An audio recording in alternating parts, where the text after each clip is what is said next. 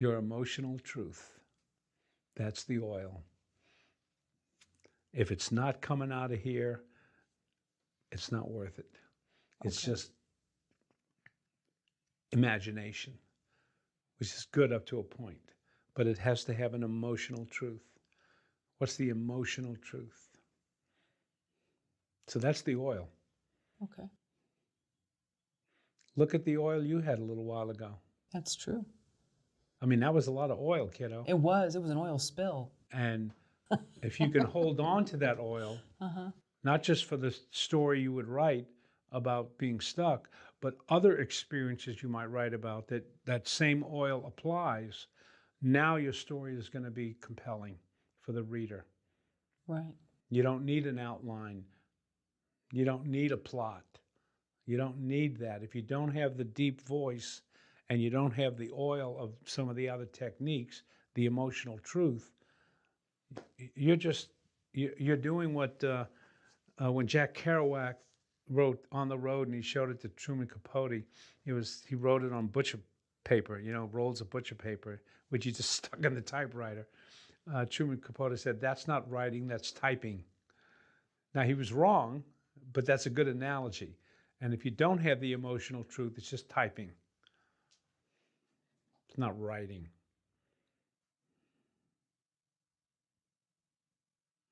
Okay. So the way you're nodding your head, Yeah. but I was actually thinking of the movie Kill Your Darlings, which I did a show. Part of it had Jack, so I was trying to picture what he was going through. I believe his character was in the film, so that's where I went to. I was Right. thinking of Right. Did he go to France and people think he was homeless, or am I getting him mixed who up? are you talking about? Jack Kerouac. Am I getting him mixed up with someone else? Where he went to France and he became very disillusioned because people thought he was homeless. No. No, I'm thinking of someone else. No, he lived with his mother. Okay, wrong person. All his stories about him being on the road, he went on the road a few times. He basically lived with his mother and typed. And typed. Okay. But he drew on his experiences. He was a great writer. And he drew on his experiences. And boy, you read On the Road, and man, that book is the poetry in it comes from the emotion of his deep voice. Just every once in a while, I read the last paragraph of On the Road. You just read that last 2 or 3 paragraphs, the last page. Man, it's great. And I just read it, and it sometimes helps me find my voice. Try it sometime. Do you remember what exactly the paragraph is? Not word for word, but. I can't quote it. Okay. You'd have to read it. If I had it here, I could read it. But Okay. Fair enough. Yeah. It's a beautiful, beautiful piece of writing. It's like a piece of music. Sometime I will read a paragraph or a page out of a book that I know the way I would put some music on, because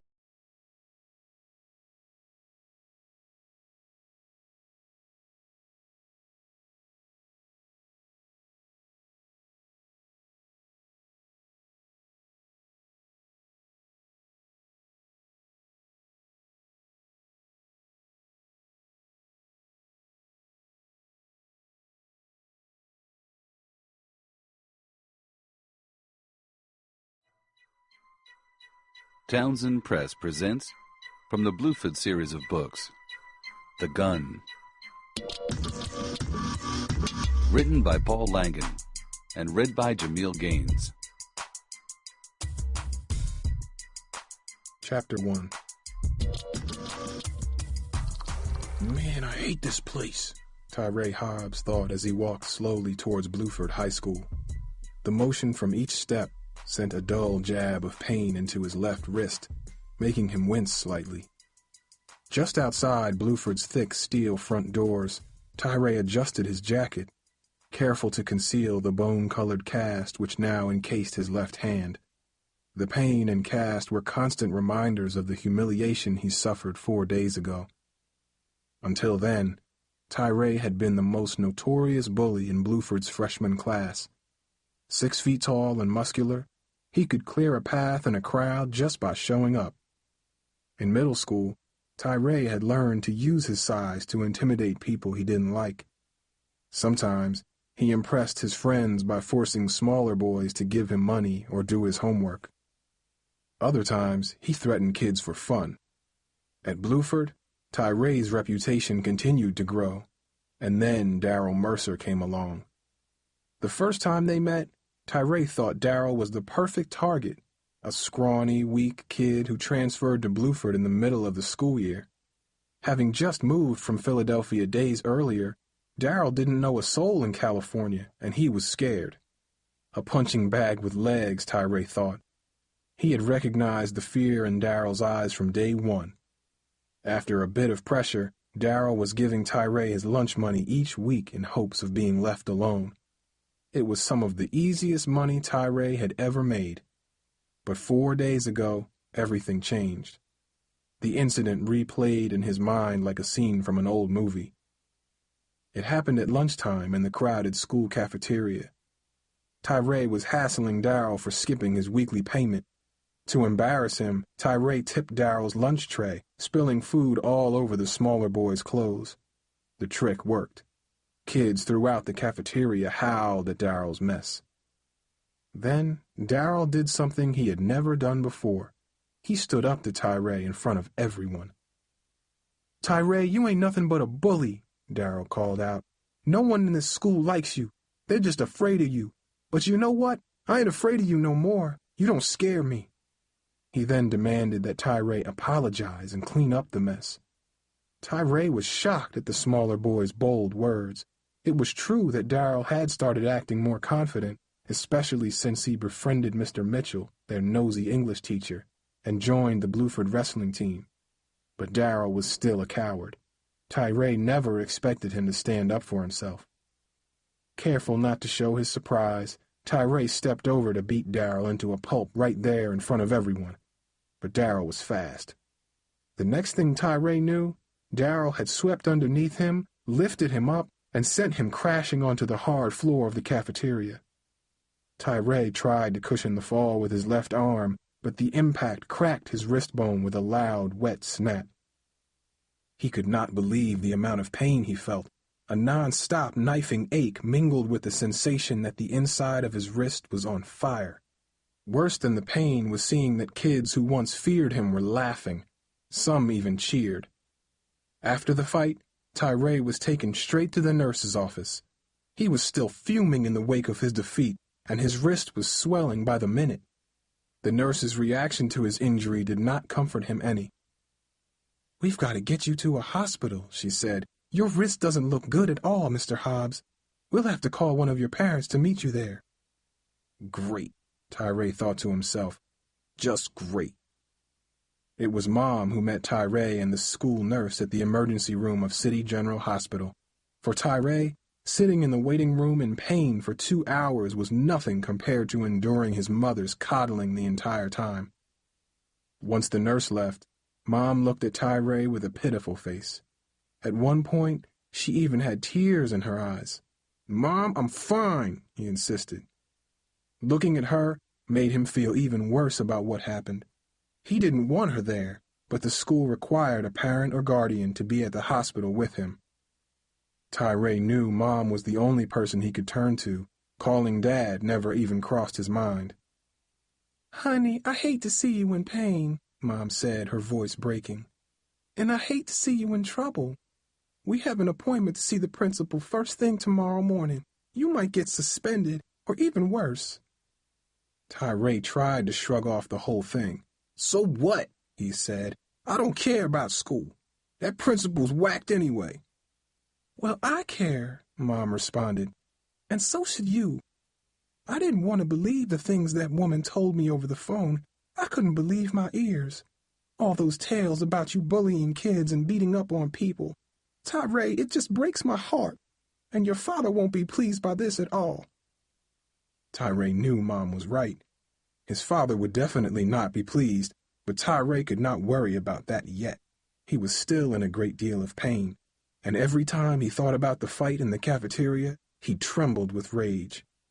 Even as the doctor slowly wrapped his wrist, he was seething and silenced. He was not done with Daryl Mercer. The next morning, before his first class, Tyree and his mother met with Miss Spencer, the school principal, who was sitting stern-faced at her desk. Tyree knew by the tightness in her jaw that he was in big trouble. He just did not know how severe the punishment would be. Would he be suspended? Expelled? "Good morning, Mrs. Hobbs. Tyree," Miss Spencer said, an icy edge to her voice. She took a sip of coffee from a mug and turned to him. "I've heard Daryl's side of the story. What do you have to say for yourself?" "It wasn't my fault," Tyree mumbled. "Mercer started with me." "I suggest you tell me the truth, Mr. Hobbs," Miss Spencer said, her voice filled with contempt. "We know how you have been bullying and intimidating other students. These are serious accusations. I suggest you tell me everything you know." As his mother listened, her eyes filled with tears. "Please, Tyree," she whispered, "just tell the truth." "I ain't done nothing wrong. All you hearing is lies," Tyree began, but the anger in Miss Spencer's face stopped him right there. "Mr. Hobbs, you are very close to being expelled from this high school. Do you understand what I am saying?" Miss Spencer growled. Tyree imagined what his father's reaction would be if he got expelled. Tyree was big, but his father was twice his size. In his high school days, Gil Hobbs was an offensive lineman on the football team, standing a solid 6'4" and weighing almost 300 pounds. Tyree knew his father would be furious if he got expelled. He shuddered as he thought of his father's response to such news. Okay, Tyree said to the principal. "Not okay, Miss Spencer snapped. "That won't cut it around here. It's I understand, Miss Spencer." Tyree was not used to being put in his place, not even by teachers.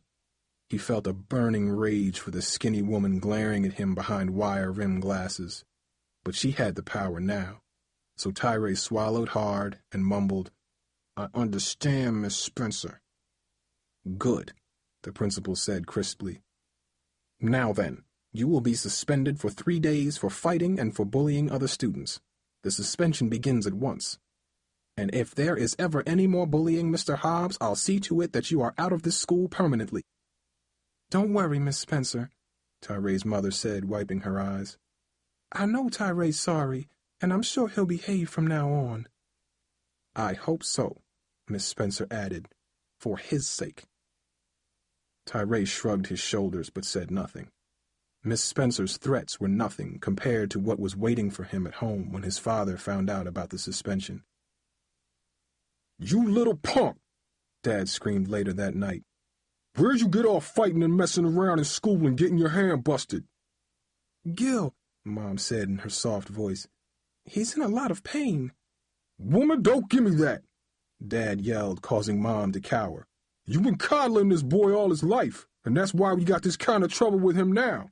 I'm glad he's in pain, understand? Now leave us alone." Mom hurried out of the room, lines of worry creasing her forehead. Tyree knew she was just as afraid of Dad as he was. He could count on his mother to protect him only so much. Dad grabbed hold of Tyree's shirt collar, lifting him so that their faces were only inches apart. "What you got to say for yourself, boy?" he growled. Tyree shrugged, and his father flicked his finger into his face, bruising his lip.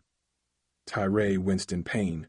Dad had done this to him many times before. It was the same thing Tyree had done to Daryl when they first met. "How come you been beating up on other kids and getting the whole school on your case?" As he spoke, Dad shook Tyree violently and shoved him into a corner of the kitchen, sending pots clattering to the floor. "You cost me money, boy.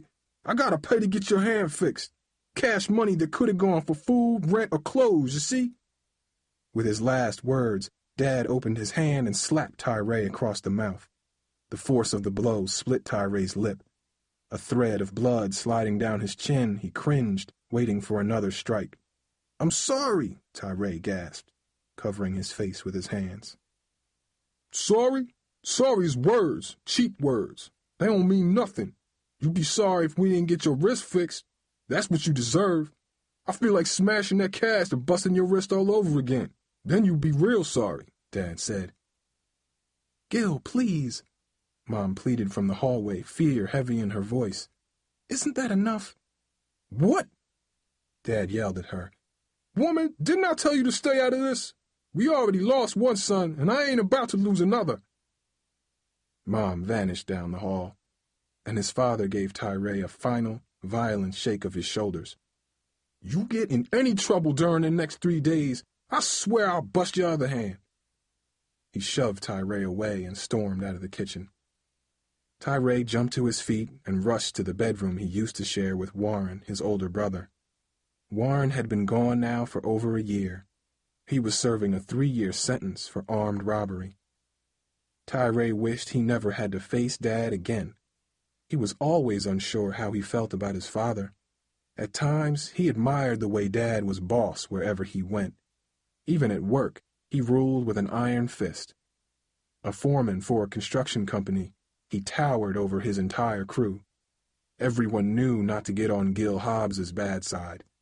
But more than respecting his father, Tyree feared him. He had learned long ago that the safest way to deal with Dad was to stay out of his way. It had worked pretty well until Darrell Mercer came along. Now, Tyree was returning to Bluford for the first time since Miss Spencer suspended him 3 days ago. As he got closer to school, he felt a growing sense of dread. The teachers and the principal would be watching his every move. So would the students. Some might even hassle him about losing the fight with Darrell. Hundreds of students had watched Tyree writhing on the floor with his broken wrist. 3 days was not enough time for them to forget what they saw. Walking down the main corridor of the school, Tyree sensed many eyes watching him. He noticed several students glance in his direction and then quickly look away. Their faces were like billboards with one message. "Yeah, we've been talking about you since you went down," they seemed to say. As he approached his locker, Tyree was glad to see Rodney Banks. Rodney and Tyree had become friends in middle school. They discovered then that ganging up on smaller kids was easy and profitable. Rodney loved sharing in all the cash they extorted from scared students. He often used his cut of the money to buy the latest athletic gear, especially basketball sneakers. "Hey, Rod," Tyree called out as he neared his friend. Rodney quickly turned away and darted into a crowd of students. Tyree watched bitterly as Rodney disappeared down the hallway.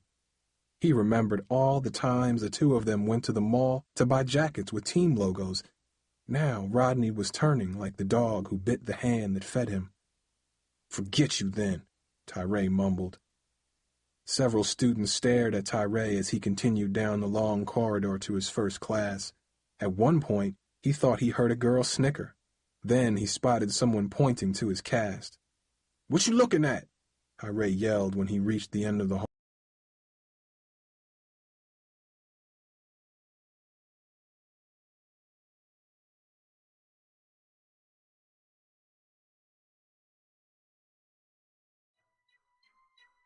Townsend Press presents Than any place Mom and I ever lived in, but I couldn't say that. Problems with Larry. She ignored Aunt Faye's advice. 2 weeks later, she made me dress up with a shirt and tie like we were going to church. Instead, we went down to the municipal building and got in a line with a bunch of other people. Then an old judge called us into a stuffy conference room, and my mom and Larry were married. Just like that, I had a stepfather. He didn't look at me the whole time. The day after the wedding, Mom and I packed our stuff into cardboard boxes and plastic trash bags. Larry came over around noon with a stocky, dark-eyed guy named Donald. Within minutes, they crammed all our things into the back of an old pickup they'd borrowed from somewhere. They left without even saying goodbye to Aunt Faye. Mom and I followed behind them in Larry's car, and we drove to a rundown row house on Union Street, all the way on the other side of the city. On the way, she dropped another bomb on me. "You're going to have to switch to a new school, Ben. It's called Bluford High. Don't worry, Aunt Faye says it's a good school, and Larry says it's no big deal." "What does Larry know?" I wanted to say, but I kept my mouth shut as he and Donald quickly unloaded our stuff. They barely talked except when Larry told him what to do or where to put things. "You get the top floor," Larry grunted to me as I walked into the house for the first time. He and Donald carried my mattress and old bureau up a narrow stairway that led to the third floor. I followed them, lugging up an old folding chair and a card table. We entered a small room with a cracked window that faced out onto busy Union Street. The walls were a faded blue, streaked in some places with brown water stains from leaks in the ceiling. A larger back room was empty except for a rusty attic fan mounted in the window. It made a clicking noise when I turned it on and worked only at slow speed. I spent the rest of the day unpacking and trying to make the dreary room feel like home, but I kept hoping that Mom would change her mind and move back in with Aunt Faye. It didn't happen. The next day, I learned Larry's house rules. It was mid-afternoon and I was on the couch watching TV when I heard someone unlock the front door. Mom was working her usual shift at the daycare center and wouldn't be back for hours. I figured Larry, a plumber's assistant, had the same schedule, but when he came through the door, I realized I was wrong. "How's it going?" I mumbled to him. It was our first time alone in the house. "About time we had a chance to talk," he replied, shouldering past me to the kitchen. He came back a second later with a cold beer and grabbed the TV remote that I'd left on the couch. "There are going to be days when your mom and I get back from work and want to just hang out by ourselves. Maybe Donald and some of our friends will come over too, and we'll need a space of our own. We're not going to want a kid around." He paused to drink some beer. "Now, you got a nice room upstairs where you can hang out, and I expect you to use it. You with me, Benny?" Making me leave Aunt Faye and move into the beat-up house was bad, but now Larry was trying to boss me around too. I couldn't keep my mouth shut. "My mom's paying half the rent here, so this is my place too," I blurted out. "And my name's Ben, not Benny," I added. Larry snapped. He slammed down his beer and leaped out of his chair, grabbing me by the shirt. I'm 5'8" and weigh 140, but Larry was at least 6 inches taller than me. His arms were solid like the black metal pipes in Aunt Faye's basement. He held my collar so tight, I almost couldn't breathe. For a second, I was helpless. "Get your hands off me," I wanted to say, but I couldn't speak. "Don't you ever talk back to me, Benny boy," he growled. "And if you don't get upstairs and out of my sight right now, you're going to wish you never met me." He shoved me against the wall, and I scrambled away from him. Without a word, I raced up the stairs to my room and tried to lock my door to keep him out, but the old door barely fit in its frame, and I had to ram it shut. It seemed crazy to lock myself in the room, but what else could I do? I didn't want Larry anywhere near me. About an hour later, I heard the front door slam. I looked out my window and saw Larry get in his old Dodge and drive off. It was past lunchtime, and I was hungry. I figured he'd gone back to work and would be out for hours, so I went downstairs to get something to eat. Aunt Faye had brought us groceries to take with us when we moved, so the kitchen was already stocked with food. First I had a big bowl of cornflakes, and then I made a cheese sandwich. I was pouring myself a glass of orange juice when I heard a car door slam outside. I looked at the clock. It was way too early for my mom to get home. My stomach sank. I put my glass down on the counter and darted toward the stairs. I was halfway there when the front door opened. It was Larry. He was carrying a Budweiser 12-pack. I wanted to get up the steps before he came in, but I wasn't fast enough. "What are you doing here?" Larry's voice boomed through the living room, and his face twisted in anger. "I just wanted to get something to eat," I said, trying to calm him down. "I'm going back to my room right now." I moved toward the stairs, but Larry stepped in front of me, putting the 12-pack down. "When I want you upstairs, you stay upstairs," he yelled. "But I—" Thwap! Larry cuffed me hard in the jaw with the back of his hand, snapping my head back and splitting my lip. I could taste the blood in my mouth as I stumbled away from him, stunned. "Just get to the stairs," I told myself. I could hear him following me. I got to the first step when Larry kicked me with his heavy black work boot. The impact slammed against the back of my leg, and I spilled forward on my face, smashing my arms against the hard wooden stairs. "What are you doing?" I yelled. "You're going to learn to listen to me one way or the other," he growled, kicking me again in my hip and my backside. I scrambled upward as if my life depended on it. I couldn't believe I was in this nightmare. Larry kept coming. I reached the second-floor landing, sprinted down the short hallway, and raced up the third-floor steps, but I could hear Larry's heavy footsteps behind me. I managed to shut and lock the door to my room, but Larry was there pounding on it just seconds later. "Open up or I'll knock it down," he yelled. I heard him crash his full weight into the door. The rotting frame began to split and crack. I had no choice but to open it up. Larry stood there, his eyes blazing like a madman's, his heavy fists opening and closing. I had nowhere to run and no idea what to do. I backed away from him but tripped over my mattress and fell. He stepped forward, his heavy boots just inches from my face. If he kicked me now, he'd break my ribs or worse. I never felt so helpless. I winced, bracing myself for the next impact. But instead of hitting me again, Larry stood over me, glaring down. "I want respect, Benny boy. Don't you ever come down after I tell you to get upstairs, you hear me?" He nudged my shoulder with the thick square toe of his boot. "I hear you," I said, my voice just above a whisper. He went on about how it was his house, but he was cutting me a break this first time. Then he strode out of my room. When Mom returned home later that afternoon, I could hear her and Larry arguing. Then I heard her climb the stairs to the second-floor bedroom. I knew she was changing out of her work clothes. It's what she always did after she got home. A few minutes later, I heard her flip-flops slapping against the wooden stairs that led to my room. I stayed on the mattress as she walked in and sat down on the folding chair. "Ben, don't be giving Larry a hard time," she said.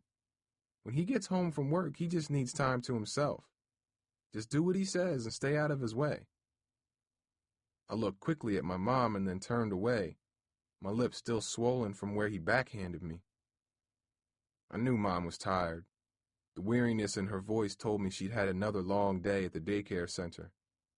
Maybe someone called out sick, or the kids were acting up again, or the parent got upset about something. I heard all the stories she told Aunt Faye. And with our move to Union Street, things were harder. Mom's bus ride now was almost an hour long, but I didn't care.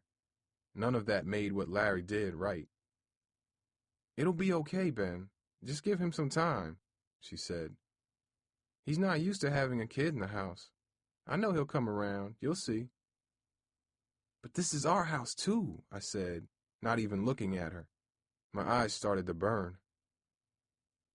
"He and I are paying the rent, not you, Ben. You've got to make the best of our situation. We want to make this work." My heart sank at her words. Mom wasn't going to stand up for me. She'd married Larry, and if push came to shove, she was going to take his side, not mine. I closed my eyes and forced the tears back. My mother put her hand on my shoulder, but I shrugged it away. She sighed, frustrated at me. Seconds later, I heard the slap of her flip-flops fade as she slowly went down the stairs. I stared at the ceiling for hours then, watching dark shadows stretch across my room in the dimming sunlight. They were like the bars of a cage. Chapter 2. The next morning, I went down to the kitchen as soon as Larry and Mom left for work.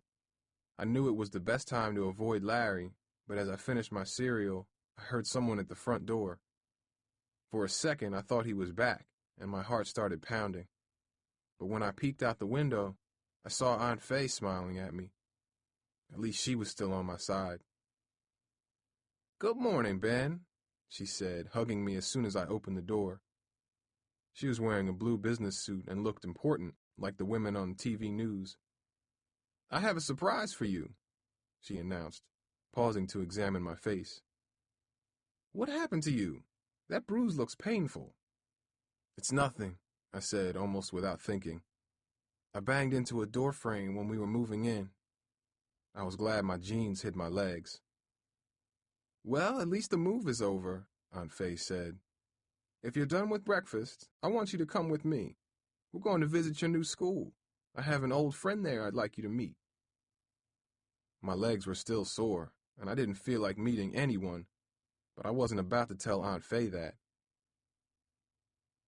Instead, I ran upstairs, changed into some fresh jeans and a clean t-shirt, and jumped into my aunt's gold Ford Focus. Aunt Faye drove for about 5 minutes before we turned into a parking lot next to a giant brick and cinder block school building, Bluford High School. I'd gone past it a few times, but never seen it this close. It was as big as Lincoln, but it also had a full-size outside track and its own football field surrounded by metal bleachers. There was even a sign next to the field. "Welcome to Bluford High School, home of the Buccaneers," it read. I started getting nervous, thinking about my first day, when Aunt Faye spoke up. "The person I want you to meet is Florence Spencer. She's the principal here, and she knows what she's doing. That's one good thing about your move," my aunt said as we got out of her car. "How do you know her?" I asked. "We used to work at the same school. Miss Spencer would teach all day and take graduate classes at night.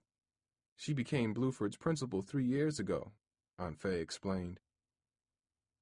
"I thought you should meet each other before the start of the school year." For a second, Aunt Faye looked as if something was bothering her, but then it passed. Together we walked across the parking lot, climbed a few concrete steps, and opened a heavy metal door. Inside was a shiny beige hallway with cinder block walls painted a dark orange.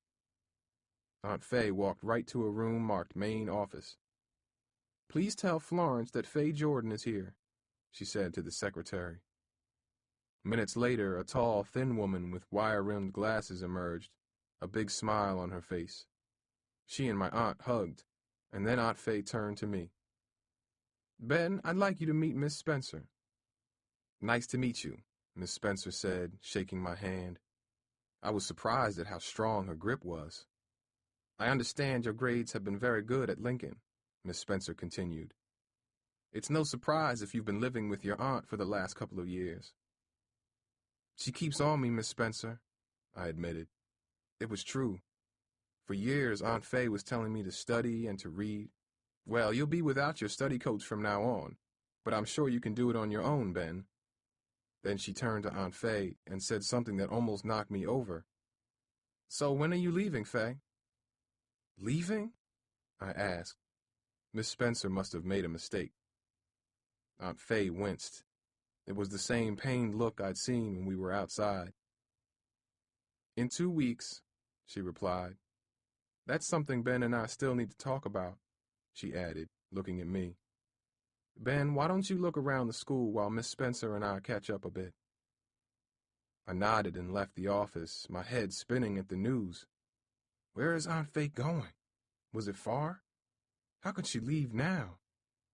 The questions kept coming as I wandered down the quiet hall, passing darkened classrooms and rows of empty lockers. I moved down the main corridor in a daze when I spotted an open door. Just then, someone rushed into the hallway. I was so surprised I stumbled backwards into a row of lockers. "I'm so sorry," said a pretty girl with long braids, her arms loaded with stacks of green file folders. She was wearing jeans and a yellow T-shirt with the words Bluford Buccaneers in blue writing on it. "It's all right," I said, a little embarrassed. "You didn't know I was out here," I added, trying to sound relaxed. "Yeah, but I need to slow down. There's usually nobody here in the summer, so I'm used to having the hallway to myself," she said, looking at me closely. I hoped she wasn't staring at my bruised face. "Are you a new office aide, too?" she asked. "Office aide?" I almost laughed. "No, I'm a transfer student. I'm about to start my sophomore year here." "For real?" the girl answered excitedly, shifting the stack of folders to her other arm. "That means we're both in the same class, or at least we will be in a few weeks. My name's Cindy Gibson." "I'm Ben McKee. I'm glad you're in my class because you're the only person I know in this whole school," I admitted. Cindy smiled, and for a second, Bluford's hallways suddenly seemed nicer. I wanted to keep talking to her, but I wasn't sure what to say. "So, what's Bluford like? Do you like it here?" "It's okay. You got all kinds of people here, you know. Just like any school, I guess," Cindy confessed, pausing as if she was trying to decide what to tell me. "Last year, I was kind of hanging with the wrong crowd," she admitted, lowering her voice. "I missed a lot of days and had to go to summer school. When I finished, the principal, Miss Spencer, gave me a job as an office aide. I think she was trying to keep me out of trouble. But she doesn't have to worry. That's all ancient history. Ben, are you there? Aunt Faye called out, her voice cutting Cindy off. Cindy and I glanced toward the sound, just as Aunt Faye appeared at the far end of the hallway. Dressed in her suit, she looked strong and important, like she was Bluford's principal, not Miss Spencer. "That's your mom?" Cindy asked. I could hear the respect in her voice. "No, she's my aunt," I mumbled. "Gotta go." Cindy smiled, and again the empty hallway lit up. She looked so good standing there that for a second I didn't know what to say. Switching to Bluford didn't seem so bad anymore. "Well, it was nice meeting you, Ben," Cindy said. "I guess I'll see you around in a couple of weeks, right?" "Definitely," I replied, turning and following Aunt Faye toward the exit. "Who was that?" my aunt asked as we made our way out to her car. "Just some girl I met, that's all. Her name's Cindy," I answered. Aunt Faye smiled at me, and I could feel my face getting warm. She started the car and pulled out of Bluford's parking lot. "I have a feeling this is going to be a good place for you, Ben. I just wish I was going to be here to see it," she said, her face suddenly very serious. In all the excitement about Cindy, I'd almost forgotten what I'd learned in Miss Spencer's office. Now it hit me. "Where are you going?" I asked. "I'm taking a trip back east to see Grandpa for a while."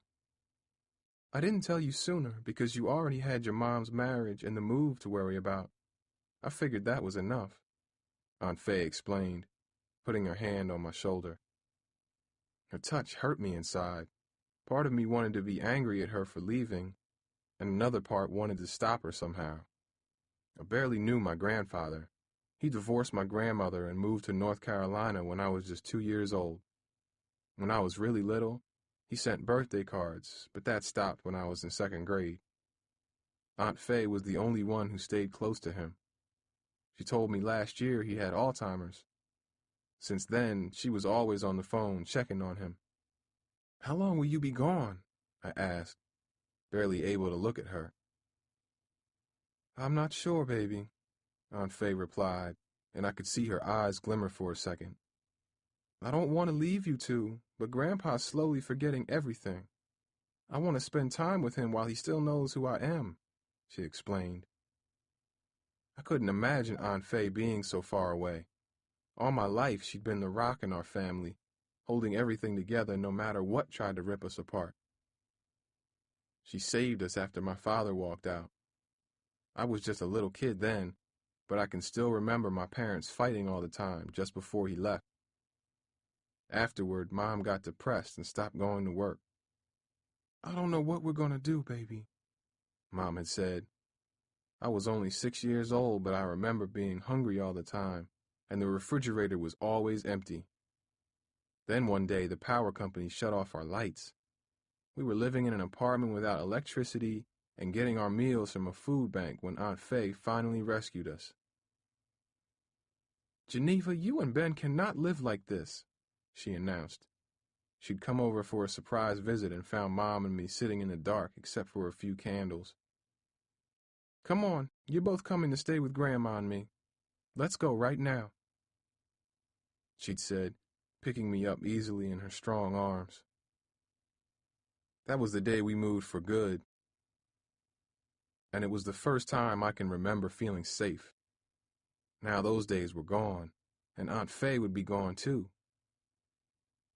"I'm sorry I have to go, but I know you understand," Aunt Faye said, breaking the sad silence that suddenly filled her car. "I do," I said, nodding my head. There were no tears on my face, but inside I was crying. Chapter 3. "Well, I haven't left yet. There's no reason we can't have a little fun before I go back east," Aunt Faye said. We had driven in silence for about 15 minutes. I noticed she was pulling into the crowded parking lot of a shopping mall. Fun was the last thing on my mind. "Come on, Ben. You're starting 10th grade, and you're going to need new clothes, especially with the way you're growing. I figure your mother won't mind if we went school shopping." School shopping. It was what we did every August. Before Grandma died, she used to come with us too. As soon as the back-to-school commercials would start on TV, Grandma and Aunt Faye would start getting excited. To them, school was just as important as church. God put a good head on your shoulders. It's your job to use it, Grandma would say all the time. Grandma's right, Aunt Faye always chimed in. The reason I'm a teacher is because I got an education and made something of myself. That's what you're going to do too, Ben. For a while, it seemed that way. When I was little, I was a good student, and they were always proud of me. See how smart Ben is? Grandma would say each time I brought my report card home with A's and B's. One day he's going to be president. All that changed in middle school. That's when I started caring more about my friends than my schoolwork. My grades got so bad I failed 6th grade. My aunt, mom, and grandma were so mad they grounded me the entire summer. No TV, no video games, no computer, not even a radio. All they gave me were books. For a while, I didn't open them, but then I got so bored I started reading. I liked it. My old friends made fun of me. "Who you trying to be?" they'd say if they caught me carrying a book. But they weren't the ones with Grandma and Aunt Faye nagging them all the time. And they didn't have the guilty feeling I had whenever we went school shopping after my problems in 6th grade. It felt so wrong to see my family spending their money on my new school clothes when all I did there was fail. Maybe it was the books or the guilt, I'm not sure, but I never failed again. It all happened years ago, but I still remember it like it was yesterday. Aunt Faye did too. I could see it in her eyes. "Come on, Ben," she said again. "Let's make sure you're ready for Bluford." I nodded and stepped out of the car, wondering if it was the last time Aunt Faye and I would shop together. Hours later, after buying clothes and getting tacos at the food court, Aunt Faye and I drove back to the house. Larry's car was parked at the curb outside when we arrived. Seeing it made my stomach turn. "Before I go, I want to give you something, Ben," Aunt Faye said as I got ready to leave. She handed me an envelope. "What's this?" I asked, opening it up. There was $50 inside. "You already bought me clothes, Aunt Faye. You don't need to be spending more on me," I said, trying to hand it back to her. She brushed my hand aside. "Keep it, Ben. Call it rainy day money. When you need it, use it," she said. "You're old enough to spend it wisely." I shook my head but hid the money deep in my pocket. "Thanks," I said, wishing Grandpa would get better and Aunt Faye would never leave. She smiled at me and then eyed our house. "I think I'll come in for just a minute," she said. "Maybe Larry knows when your mom's coming home today." We walked toward the front door.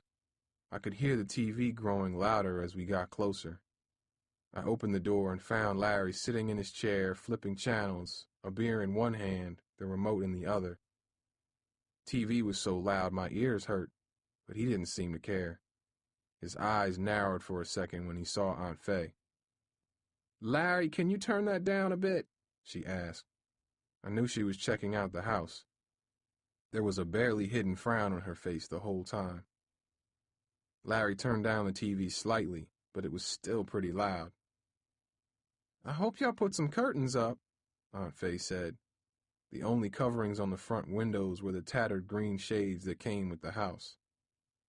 "Yeah, well, it's hard to be working and fixing things up at the same time," Larry said. "You're welcome to come in and do it yourself if you want. But I hear you're leaving us soon." I could tell Larry was happy to say this. You could hear it in his voice. I'm sure Aunt Faye heard it too. "My plane leaves the Saturday before Labor Day," Aunt Faye said. "I need you to take good care of Ben and Geneva while I'm away." "They can take care of themselves," Larry replied between sips of his beer. "They don't need you or me doing it for them." Aunt Faye frowned, but Larry ignored her. He flipped stations a few more times, stopping on a sports channel. "Tell Geneva I'll call her later," Aunt Faye instructed. Larry grunted and gulped his beer again.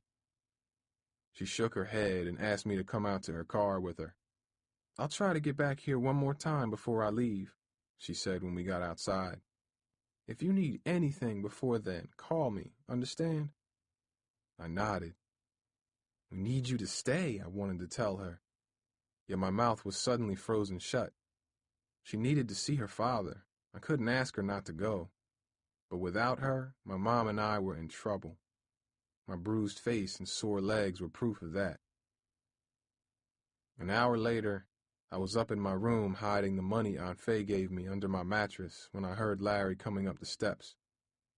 "Do me a favor, Benny boy. Go up to the corner, make a right, and go about 6 blocks until you see Kat's Sandwich Shop. Get some cheesesteaks and a bag of chips for your mom and me. Here's money. Get something for yourself and bring back the change," he ordered, handing me $15. It was the nicest he'd ever treated me, so I listened without even thinking about it. I wish I didn't. Finding Kat's was easy. Union Street was busy with apartments and a few small businesses, including a laundromat, a check-cashing store, and an old barber shop. But once I turned up the corner, things changed. Except for a liquor store, there were almost no businesses. Most of the houses had bars on their first-floor windows. By the time I'd crossed the 6 blocks to Kat's, I'd passed groups of kids my age sitting on corners watching me pass. I'd been in the city all my life and knew how to carry myself, but I was a stranger in this new neighborhood, a target. Walking back in the hot August afternoon with a bag full of sandwiches, I knew I had to move quick. I'd gone about 4 blocks when I heard someone yell out to me. "Yo, homie, what you running for?" I turned to see 2 guys rushing toward me from across the street. The one who was talking was tall and muscular. He looked like a boxer wearing baggy jeans and a muscle shirt. The other was my height, but with a mean, angry face. He had on jeans, a saggy blue t-shirt, and a backwards hat. I walked faster, but they kept up with me. "Boy, I'm talking to you," the big kid yelled out again. He crossed the street and stepped in my path. I was only a block and a half from Union Street. I could see it in the distance, but it was still too far away. "Man, I don't have time for this. I gotta be somewhere," I said, trying to step around him. I shifted the sandwich bag so my right hand was free, just in case I had to hit someone. "You ain't going nowhere till we say so," the kid said, blocking me and turning to his friend. "Shamar, check out what he's got," he said, nodding toward the bag in my arm. Shamar tried to yank the sandwiches from my arm, but I held on. "Get out of my face," I said, shoving him back. That's when a fist crashed like a brick against my sore jaw. The hit spun my head around and sent pain shooting through my face. I was still on my feet when someone kicked my leg right where Larry had the day before. It felt like someone was stabbing me, it hurt so bad. I screamed and went down on the sidewalk, dropping the sandwiches. "Dude is soft," someone said then. They had no idea I was already hurt. Hands started rifling through my pockets as I struggled to get up. "Get off me!" I yelled, managing to elbow Shamar. He backed away. "Hit him again, Rodney," he urged. I braced myself. A second punch exploded into my stomach, and I went down again, fighting for breath. By the time I picked myself up, Shamar and Rodney were gone. So were the sandwiches and all Larry's change. Didn't see potential in an My heart was average man. pounding when I got home. I was Master afraid to Fate, tell Larry what happened. abandoned. As soon as I walked in, I Didn't spotted see Mom potential sitting in on the an average couch, man. a Marlboro in her mouth. Ma- She looked exhausted as usual. "What took you so long?" Larry barked as soon as he saw me. He noticed right away I wasn't carrying anything. I wished I could just disappear and never see him again. He came closer. "Where's our food and my change?" "I got jumped," I explained, embarrassed to say the words. "What?" "A couple guys stepped up to me on my way home. I tried to fight them, but they took everything, I admitted. Larry stared at me as if I disgusted him. You can't do nothing right, can you? He yelled, and then he started cursing. Next time you lose my money, I'm going to kick your butt worse than any of them kids. You hear me, Benny boy?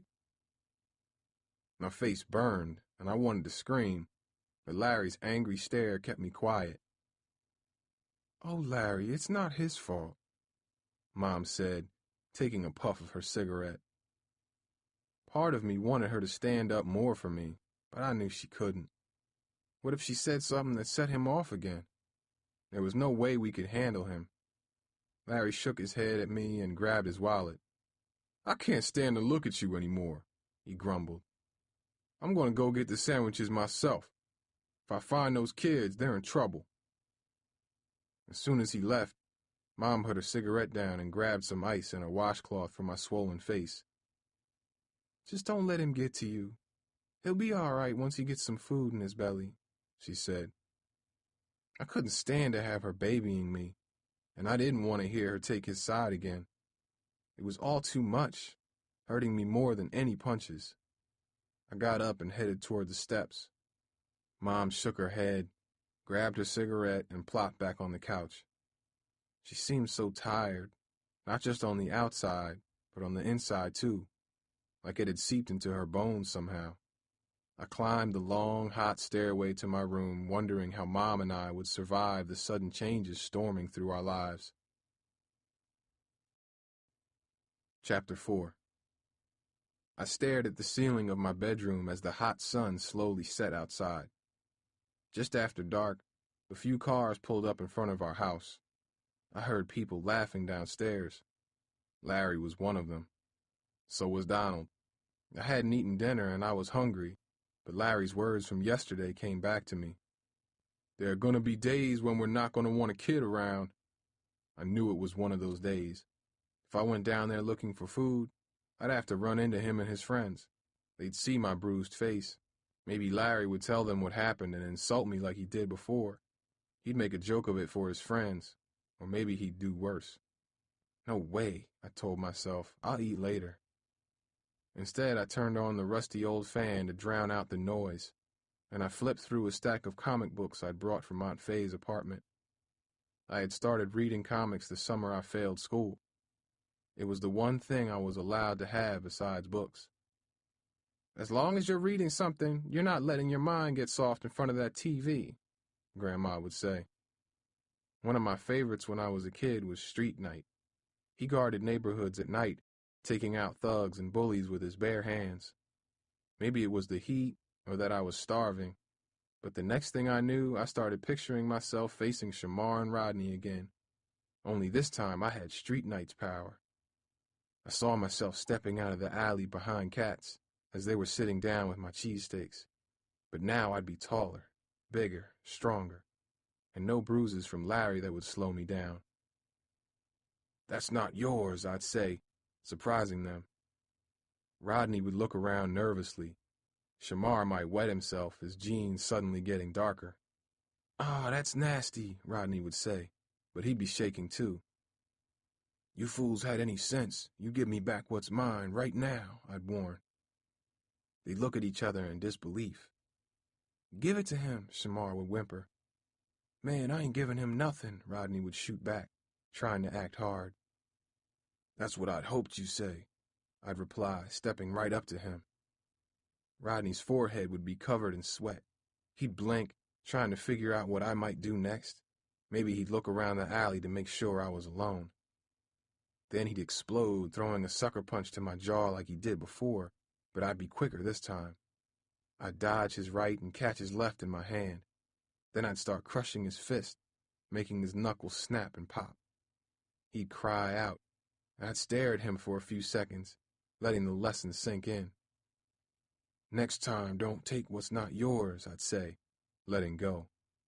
Now give me my sandwiches and my change. Shamar would run away, but Rodney would pull out a knife and come at me again. I'd take his wrist and bend it back until the knife popped out.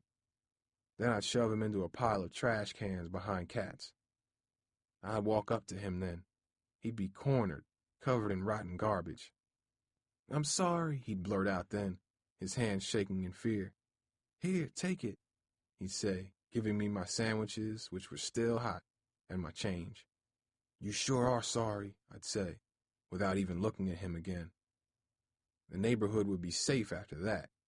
Maybe Larry would hear the news and leave before I came for him. Whoosh.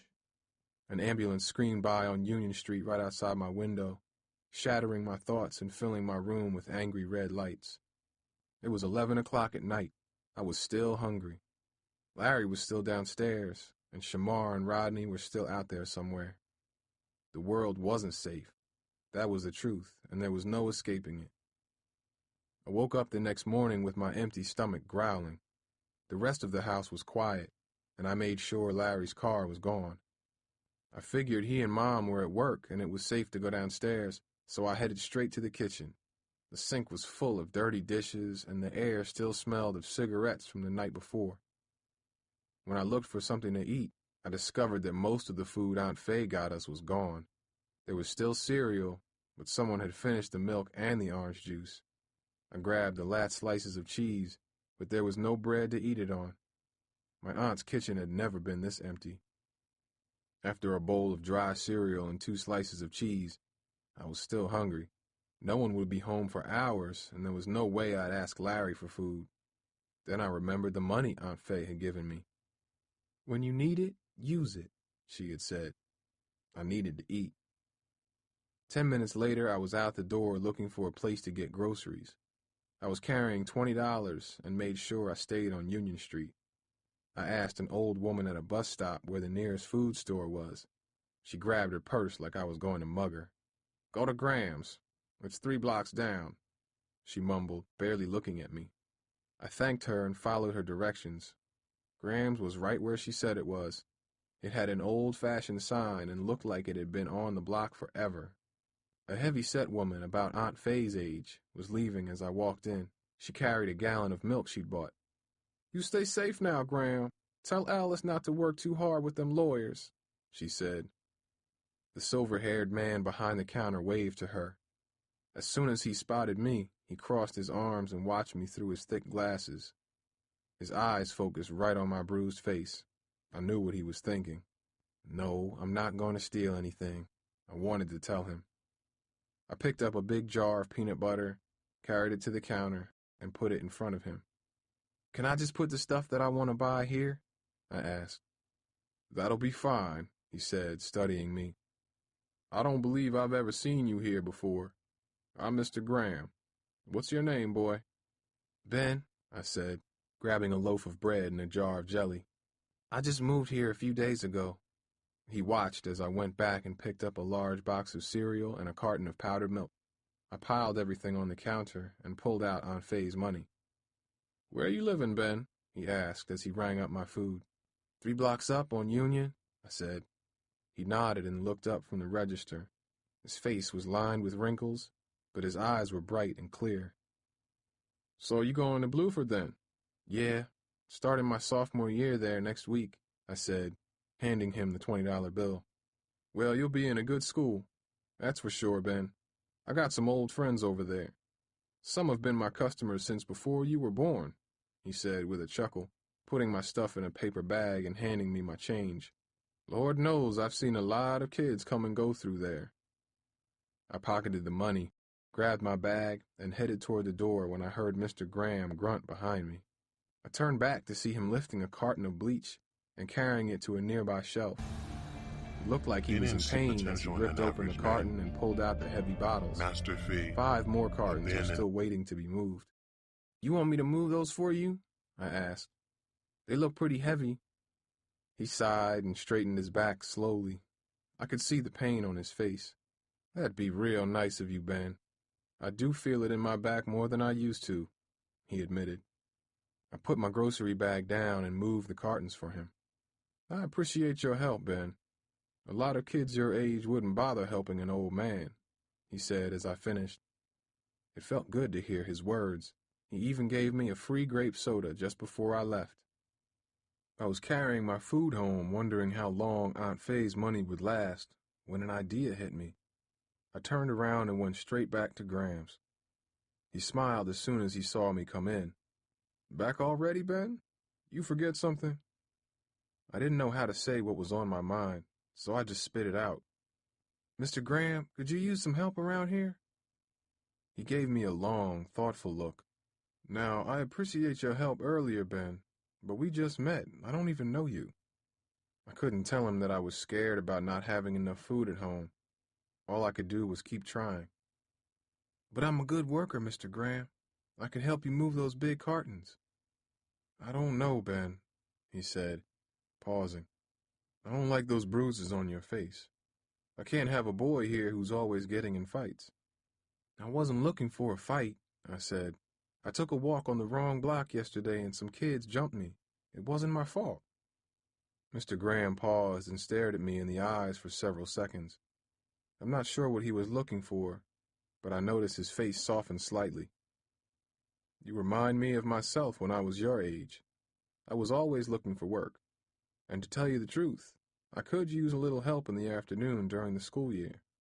But I can't pay you much. That's okay, I blurted. I just need some spending money for school. I didn't want him knowing the truth. That didn't feel right. Tell you what, Ben. You come back after your first day at Bluford. Show up around 3 o'clock. There will be a delivery truck coming in then. We'll see how things go and take it from there. I'll be here, I said. Thanks, Mr. Graham. Union Street was filled with people as I headed back home. It was mid-afternoon. The air outside was so hot my t-shirt stuck to my back, and I could feel the heat of the concrete through the bottom of my shoes. 2 blocks from my house, someone had opened a fire hydrant, and a jet of water sprayed out onto the sidewalk and poured down the street. Kids of all ages were laughing and splashing in the water. Up ahead, a group of teenagers sat on the shaded steps of someone's front porch, watching me as I approached.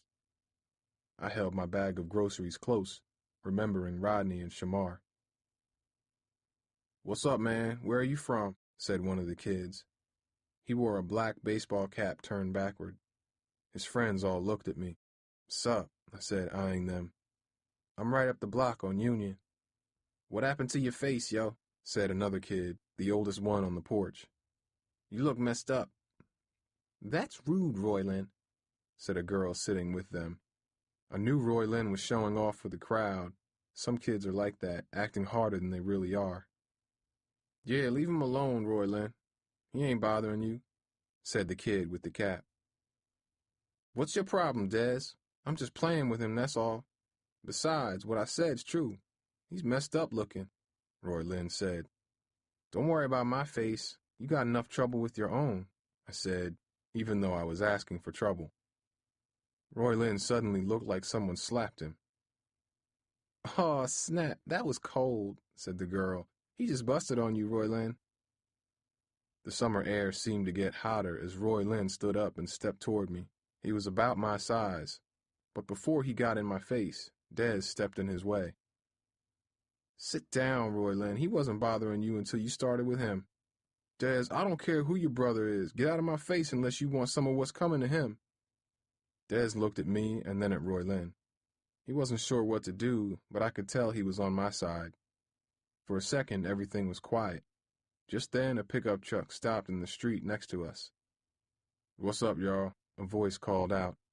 Roylin's eyes widened, and he walked away without a word. Whoever was driving the truck commanded respect. All the tension in the air seemed to disappear just like that. What's up, Coop? Someone shouted. I turned and noticed the driver of the pickup looked a lot like Dez, only older and bigger. He glared toward Roylin and nodded at me like he knew exactly what just happened. Everything all right? You new around here, ain't you? I'm Cooper, but call me Coop. This here's Dez, my brother. Yeah, we met, I said, looking at them both. I'm Ben. I just moved in. Welcome to the hood, Ben, Cooper said, slapping hands with me and turning to his brother. Dez, we gotta go now. I told Tara we'd pick her up a half hour ago. You know how she gets when I'm late. You're busted, Coop, Dez teased and jumped into the pickup with his brother. Thanks, Dez, I said as he closed the passenger door. Ain't no big thing, he replied as the truck pulled away in a cloud of gray smoke. But to me it was a big thing. For once, someone was on my side, and no fists were flying. It was the biggest thing, I wanted to say as I moved through the heat to my house.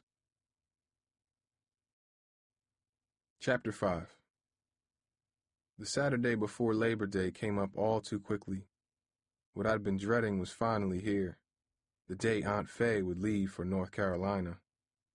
She came to visit us for lunch just before flying out that night. "I gotta help Donald fix his truck," Larry announced as soon as he learned Aunt Faye was on her way over. I knew he didn't want to be around her, not even to say goodbye. Mom didn't seem to mind, or if she did, she kept it to herself. By 10 o'clock, she'd gone to the grocery store, cleaned up the kitchen, and started making chicken salad and fresh lemonade, Aunt Faye's favorites. Mom even got a little dressed up. She wore a summer dress instead of jeans and nice shoes instead of her old flip-flops. If you didn't know better, you'd think we lived in a perfect house. But it wasn't real. At one point, I noticed Mom limping. "You okay?" I asked. "Yeah, I'm fine," she said with a forced smile. "I just twisted something at work the other day, that's all. Don't tell Aunt Faye. It's hard enough for her to leave as it is. Let's not give her something else to worry about." I knew Mom was trying to be strong, but it didn't seem right to lie about something like that. I was about to say something when I heard a knock at the front door. It was Aunt Faye. She was standing outside in a nice white shirt and dark gray pants. "There he is," she exclaimed as soon as I opened the door. She gave me a warm hug. "It's so good to see you, Ben." "You too," I said, swallowing back the sadness building in my chest.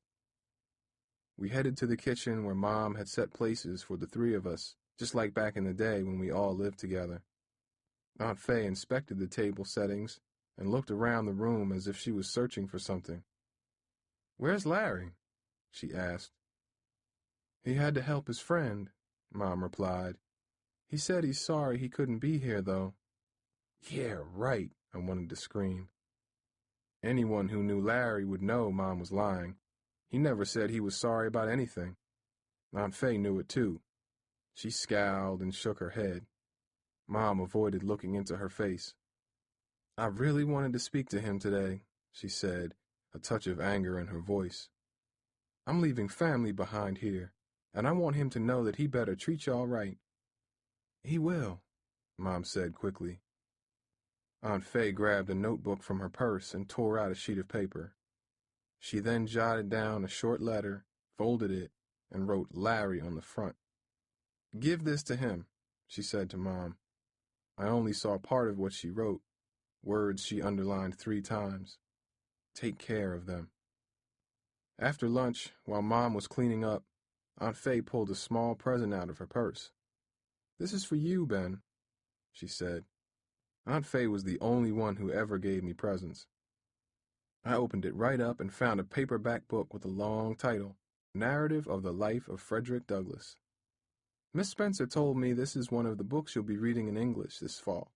I figured you could get a head start by reading it now," she explained. I looked at the picture of the strong-jawed, bushy-haired black man on the cover. "Who's he? He looks serious," I said. "He was born a slave, and he made himself a free man," Aunt Faye said. "He got power by educating himself, which is what you need to do." Some things didn't change. Even though she was leaving, Aunt Faye was acting the same as always. "I'll read it," I told her. She beamed at me then. "I know you will, Ben. I've watched you grow into a strong young man. I know you'll help take care of things around here while I'm gone." "I will," I said, but my voice cracked. She gave me a hug as Mom returned from the kitchen. Then she hugged Mom, who had tears in her eyes. "I've got to be on my way," Aunt Faye said to her. "Don't let Larry act high and mighty, you hear? And call me if you need me." Mom nodded, wiping her eyes. I knew as I watched Aunt Faye's car pull away that Mom wouldn't ask for help. She never did, not even when we were living in an apartment without food or electricity. With Aunt Faye gone, we were on our own again, on our own with Larry. The next day, Larry decided to have a party. He said it was for Labor Day, but I think he might have been celebrating that Aunt Faye was gone. It started around 3 o'clock in the afternoon when Larry came in with a couple cases of beer. Didn't see potential It wasn't in an long average before man. some guys I'd never seen before Master pulled up Fee. and started drinking with him in the living room, their voices growing louder as the day wore on. Around dinner time, Donald came over with pizzas and more cases of beer. "What you looking at, Benny boy?" Larry said to me when I passed through the kitchen where he and Donald were playing cards with a few other guys. Money was sitting in the middle of the table, and no one was talking. I thought I saw Donald hiding some cards, but I didn't say anything. "Nothing," I said. His voice was louder than usual. I knew the beer was getting to him. "That's what I thought. Now don't you have somewhere else to go?" he asked, pointing toward the stairs. I knew not to argue. It wasn't until Monday that the house was empty. When I finally came downstairs, I found pizza boxes, beer cans, and dirty ashtrays all over the living room.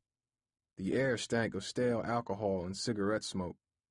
But worse than the smell was a tense feeling in the house, like the air before a bad storm. That's when I first heard the yelling. It was coming from the hallway upstairs. "Larry, you got things all wrong. I was just talking to him, that's all." It was my mom's voice, and she sounded scared. "Next time you don't even look at him, you hear me?" Larry ordered. His voice was ugly and rough, still slowed by the beer he'd drunk the night before. But there was something else in it, something dangerous. "You hear me?" he repeated. "Larry, please, just relax. I would never—" Whack! The sickening sound could only be one thing. He was slapping her. "Stop, Larry, don't do this," Mom screamed. Whack! I felt like I was going to throw up, but I rushed toward the stairs just as Mom came rushing down with Larry right behind her. As she reached the bottom of the steps, I stepped in between them to shield her. "Leave her alone," I yelled, my voice so loud my ears hurt. Larry turned on me like a pit bull. With my arms out to keep him from Mom, my face was unprotected. His punch landed just below my right eye, snapping my head back so hard my neck hurt. "This ain't none of your business, Benny boy," he cried. "When you hit her, it is my business," I said. Larry sent 2 more lightning-quick punches to my stomach, and I fell to my knees. I could barely breathe. "Please, Larry, he's just a boy. He didn't mean it," Mom pleaded. For a second, time seemed to stop, and I wondered what Larry would do next. Then I heard knocking at the door. Larry almost looked scared at the sound. "Yo, Larry, you in there?" A voice called from the front porch. It was Donald. Mom rushed for the door. She probably hoped he'd help us somehow. A second later, Donald was standing in our messy living room. His cold black eyes darted back and forth as he tried to figure out what was happening. "I don't mean to be butting in or nothing," he said, looking around at us. "Larry, I just thought we'd head out. Maybe hit the track or something." Somehow, Donald's words broke the spell, and Larry's anger seemed to fade. "Yeah, let's get out of here," he said. Then he glared at me and Mom. "When I get back, I want to see this place straightened up." As soon as they left, I raced over to Mom. "You okay?" I asked, looking at her face. She had a bloody lip. "We need to call the police or something, Mom. If you don't, I will," I said. "You don't understand, Ben. He's not usually this way. It's just the beer. He had too much to drink. He's totally different when he's not drinking," she said. "But, Mom, look at your face. Look at mine," I said, grabbing Didn't the see phone. potential in an "I'm average calling man. them right now." Master "No, Fee. Ben. We Abandoned. call the police. It'll only make things worse around Didn't here," see she potential in said, an average taking man. the phone from my hands. Master Fee. "Besides, I'm all right. Abandoned. All he did is slap me a little. He just got a little jealous because he thought I was talking to one of the guys he invited over last night. He gets so jealous," she said, wiping her eyes. "Mom, he shouldn't treat us that way. It's not right," I said. She gently touched my face. I could feel one eye swelling. "Oh, Ben, you're just like Aunt Faye. But things aren't always as simple as she says. I wish things could be better for you here." She turned away from me then and started cleaning up the dirty house. I was too upset to speak, but I helped her. Together, without a word, we swept up and cleaned the downstairs and filled 3 large garbage bags with the trash from the weekend. Afterward, Mom took a shower and set herself up in the living room chair with the TV and her cigarettes. I headed upstairs to my room with some ice cubes in a plastic bag for the swelling on my face. I stayed in my room for the rest of the day, but my head was full of questions that kept racing by like the cars on Union Street. What were we going to do about Larry? How could I keep Mom safe? How can we survive this? I didn't have any answers. Chapter 6. The next morning, Tuesday, I woke up at 5:17 in the morning, and I couldn't get back to sleep. It was my first day at Bluford High, and I was nervous. For once, I didn't even want to eat anything. When I looked in the bathroom mirror before getting in the shower, I noticed my cheek was still a bit swollen, and there was a bruise beneath my right eye. But it didn't look as bad as the day before. I hoped no one would notice. After my shower, I put on a new pair of jeans and a baggy black t-shirt I bought with Aunt Faye. Didn't see I potential in an followed a average group man. of 6 other sleepy kids down Master Union Fee, Street and made the abandoned. turn to Bluford. As I neared the school, I spotted Miss Spencer at the front doors next to the metal detectors, helping direct traffic. 2 security guards and a few teachers were with her. "Good morning, Ben," she said as I passed by, and then she turned to speak to other students she knew.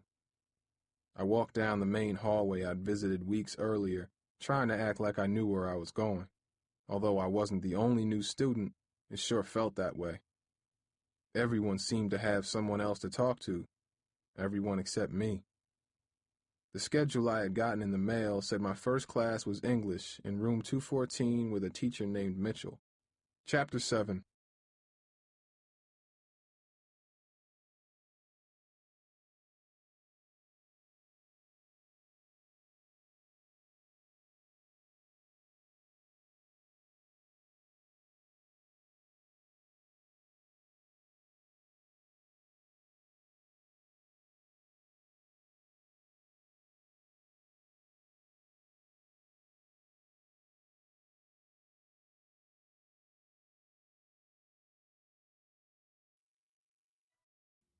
And look how skinny we all were.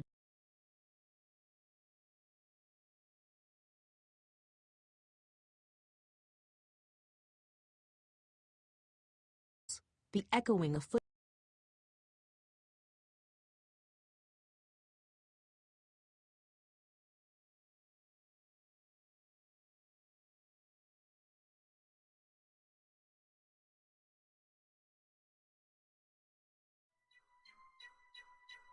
Inside, still looking at me as if I was some kind of a puzzle.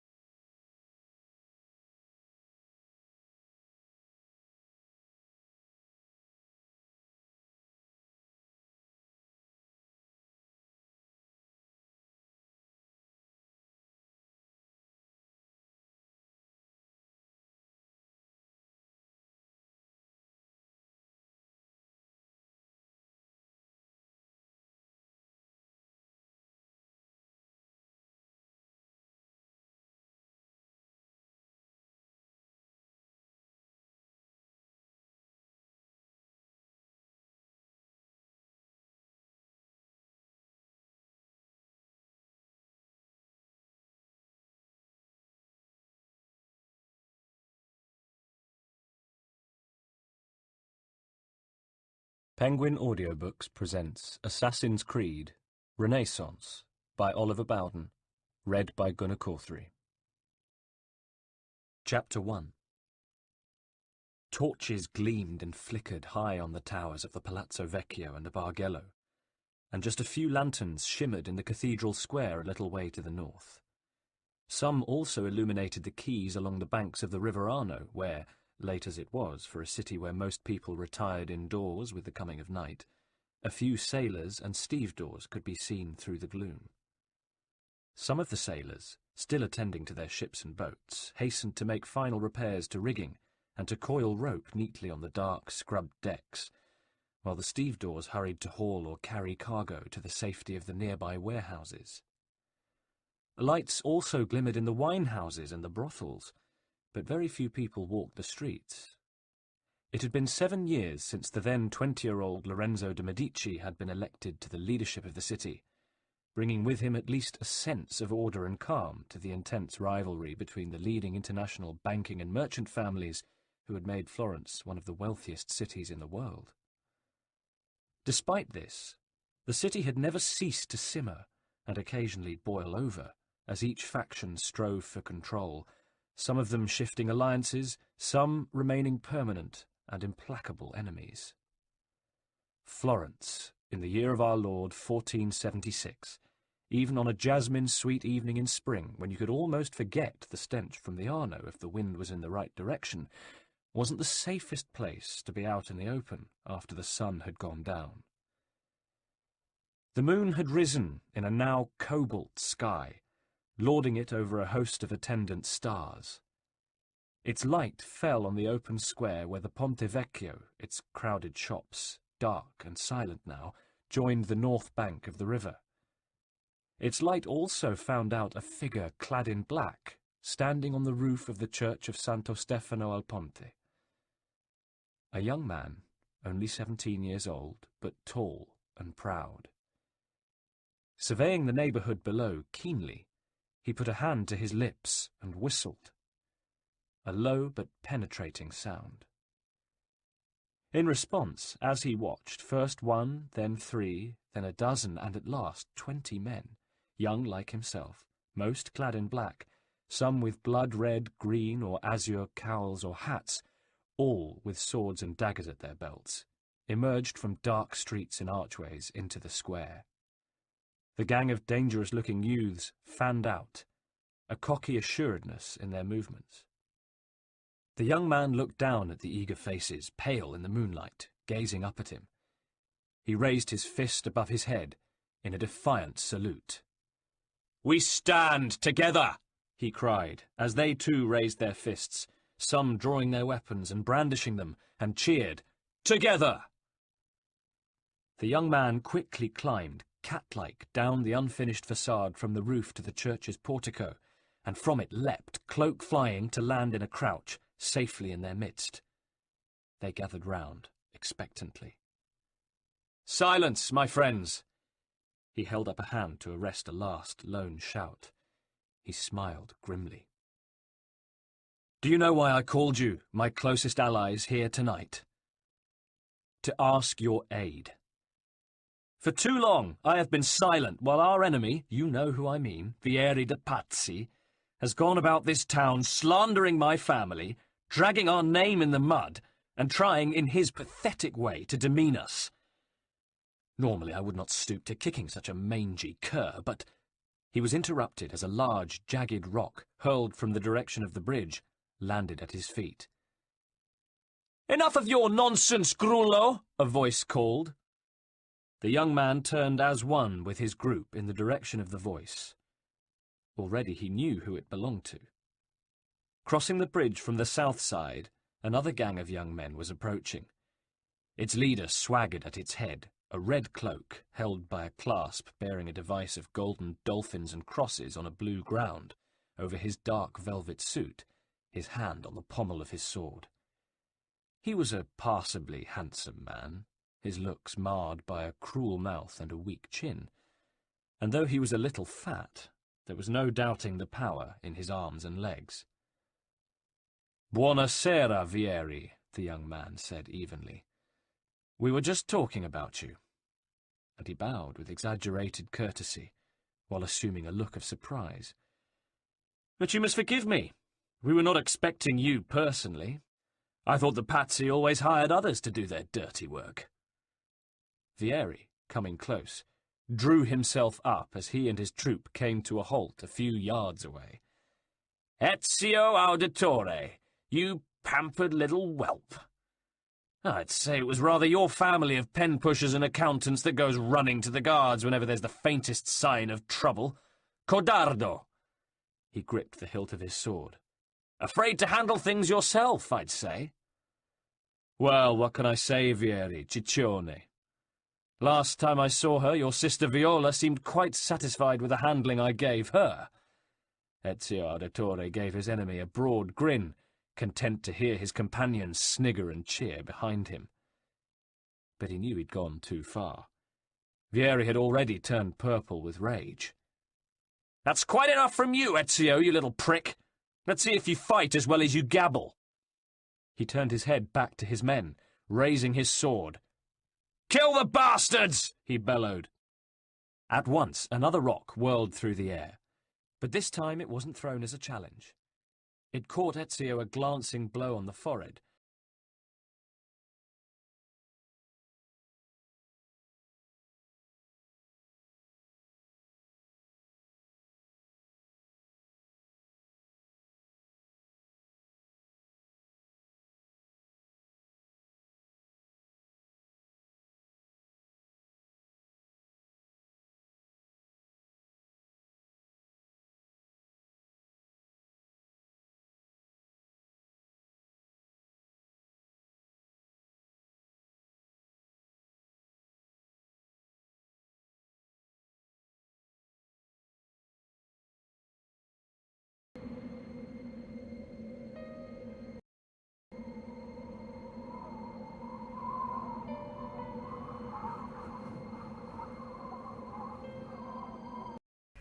Shut the fuck up.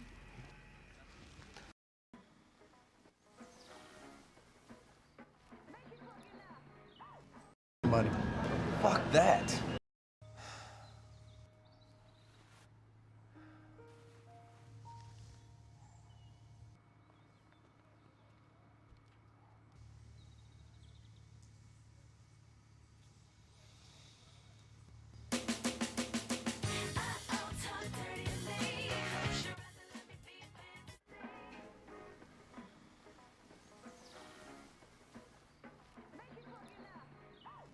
I'm taking your car.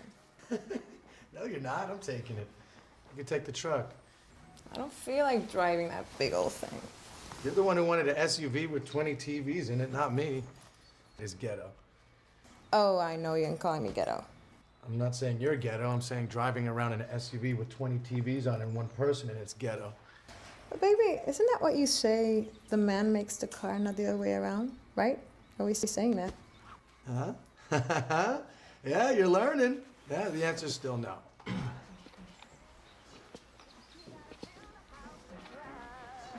As calm as I was playing it, what was about to happen would be huge. So huge it was sure to make me king of the avenue. I was getting ready to make a deal with the Mexicans. I'd start by getting my product wholesale, and that's about half. Only thing was, you better promise to buy a minimum every month, and come hell or high water, you better buy that minimum. But I wasn't worried. I was moving so much shit, I was already doubling minimum. And I had just hooked up with these bikers. See, they were white supremacists and would buy from me before my black and Latin peers. I used to think how my father would feel about me working with racists. But then I figured he would have told me to take their money first.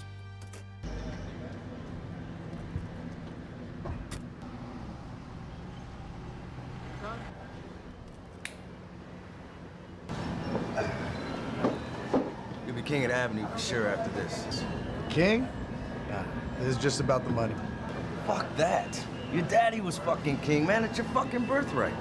Yeah, look what happened to him. I'm not going out like that, man. I'm just getting my cake and I'm out. Then you could be king. Fuck it. I'll be king after you. Shit. White folks don't want to see me living next to them acting like I'm a fucking consultant. No, we don't. You know what I'm saying? You get a coffee. I was playing it cool with Cal. Being the king was my birthright, and I wanted it more than anything. And I mean anything. I would do it or gladly die trying. Pop, what the fuck? You fucking backdoored my deal? You shouldn't disturb what we got going on here. We already made the deal. My deal! Hector, I thought we had an understanding. You guys ain't my family. I don't give a fuck about you. All I care is about me getting my money. I don't care who I make the deal with. Dunny Jr., son of the man my father killed for turning informant. Current king of the Ave. The fuck were you thinking, white boy? Not supposed to buy from anybody but me. What's all the rules? You know it, motherfucker. The only reason you ain't sinking in a fucking dumpster right now is because Scooter Pie talked me out of it. The only reason I listen to him is because he's my general. And his son is your general. Otherwise, I would have come to your house and killed you myself. I'll tell you something, white boy. King of the Ave was made for men like me. And as much as it kills me to say it, for men like your father, not like you. You're never, ever gonna be king. I suggest we go into my restaurant and have a couple margaritas, a couple tequilas. King, baby. Who the fuck did you I tell? didn't tell nobody. Fuck! What do you want to do? Nothing. Let's go home. We need to talk this shit out. We've seen Dooney Jr. kill for much less than this. And fuck that shit he was saying. The only reason he didn't try something is he didn't want to get Hector to crossfire. Just go home, man. Come on, man. Go!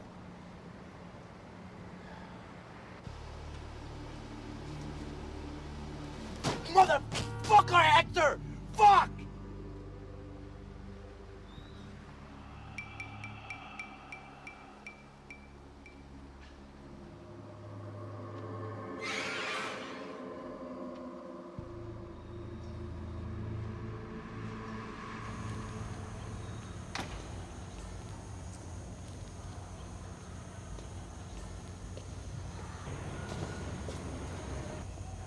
Taz, you missed the game.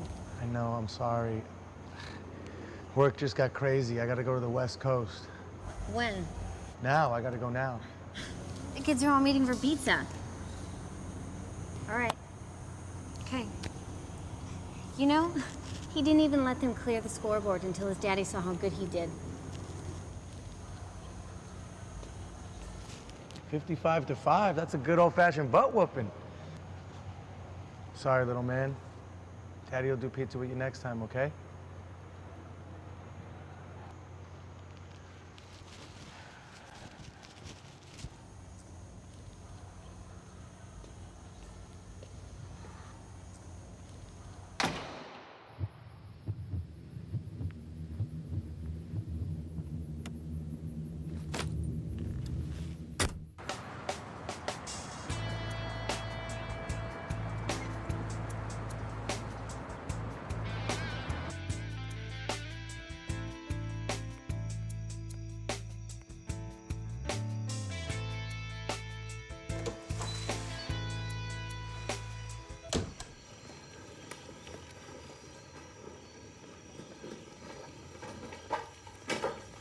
How long do I have you? Stop.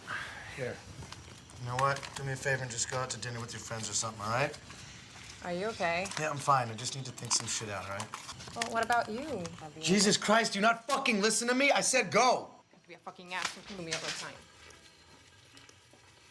Sorry.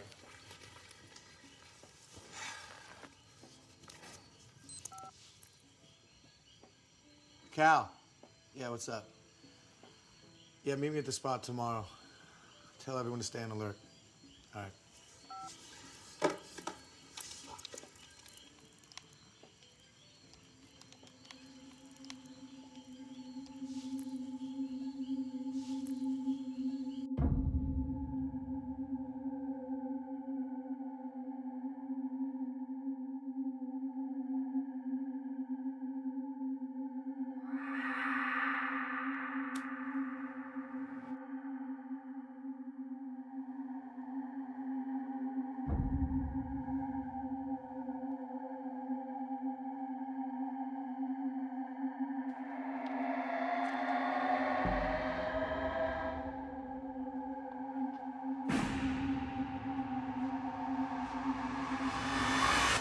fuck.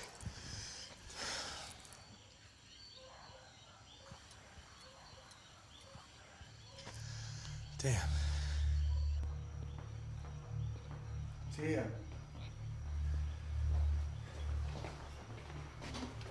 Tia. Oh, shit!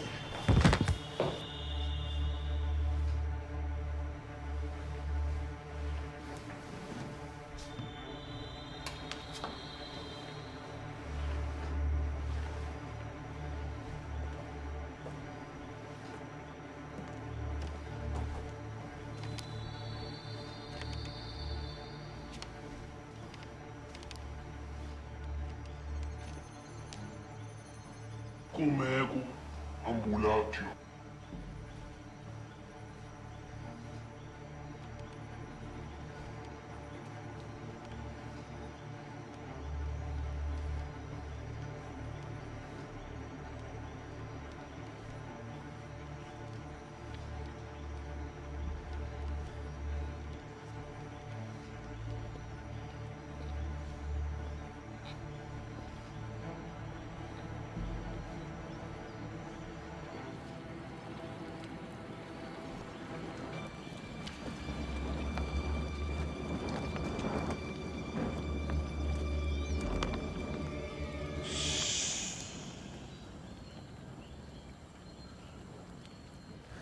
Out of the frying pan. Who are you? Who do I appear to be? Yeah. I'm in. What do you want from me? A favor. And in return for that favor, I will deliver you right where you want to be. King of the Avenue. For my soul? We're overcrowded with souls. And we get thousands a day. Not to mention the billions we already have. Your one meager soul makes no difference either way. But why? Why you? You're one of my best workers. I'm just providing a service. I'm gonna get it from somewhere. Might as well be you, right? I don't want this anymore. I'm done. You know, Taz, sometimes we do too much to turn around. How do we know when we've crossed that line? How do we know when it's too late for us? Call me conservative, but when I appear in your living room, as a rule of thumb, you can probably assume you've crossed that line. Dunny Jr.'s king. He's the one doing your work. You need him. The world sees Dunny Jr. as a common street thug. Only comfortable in the hood. He can't go to the places I need him to go. You're an all-American white male, blue-eyed to boot. That's all I need to put you where you need to be. So here's the deal, player. And do my bidding, and I will save your family from Dunny Jr. You've got no choice. Let's face it. He hates you for what your father did to his.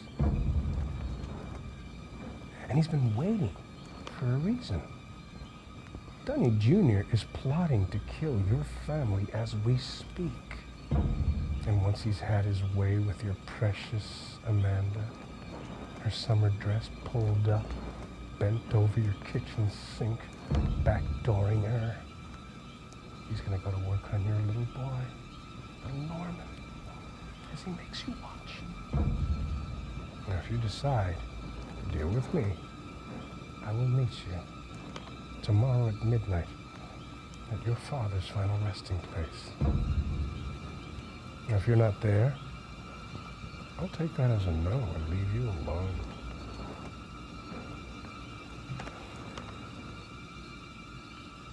Baby, what are you doing on the floor? Something told me to come home. Let's get you in bed. Yeah.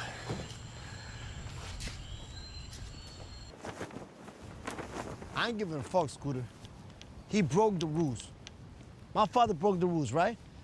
And what happened? Huh? Taz's father killed him, right? 2 days before my fucking 10th birthday? How the fuck you think I felt every time my birthday rolled around? You know I'm the wrong motherfucker to ask for forgiveness. You cannot live by your father's life. So you're not getting what I'm saying, man. It's a dumb fucking deal. What are you talking about? I already sent one of my boys to nail him. You gotta have permission from the commission before you kill a boss. I'm gonna find out where his girlfriend lives, where his son lives. They're gonna do him too. Why the boy's family? I'm not gonna make the same mistake his father did. See? Tad's son will grow up one day, man. And the only way to keep the weed from growing is to take it from the roots. And don't worry, man. I told him to make sure not to touch Cal. Let me ask you something, Scooter. What side are you on, man? I'm on your side, boss man.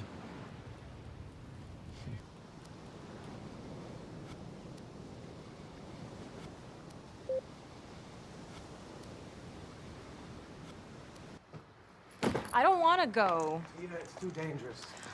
but I'd rather be in danger with you than safe without you.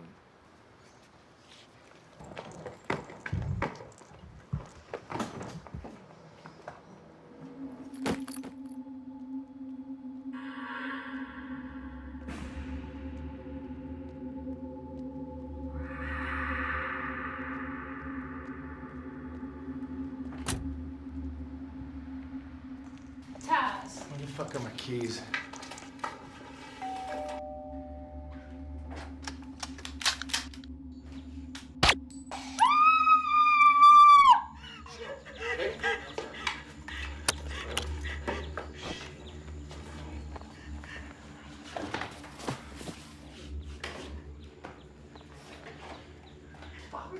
You okay? Yeah.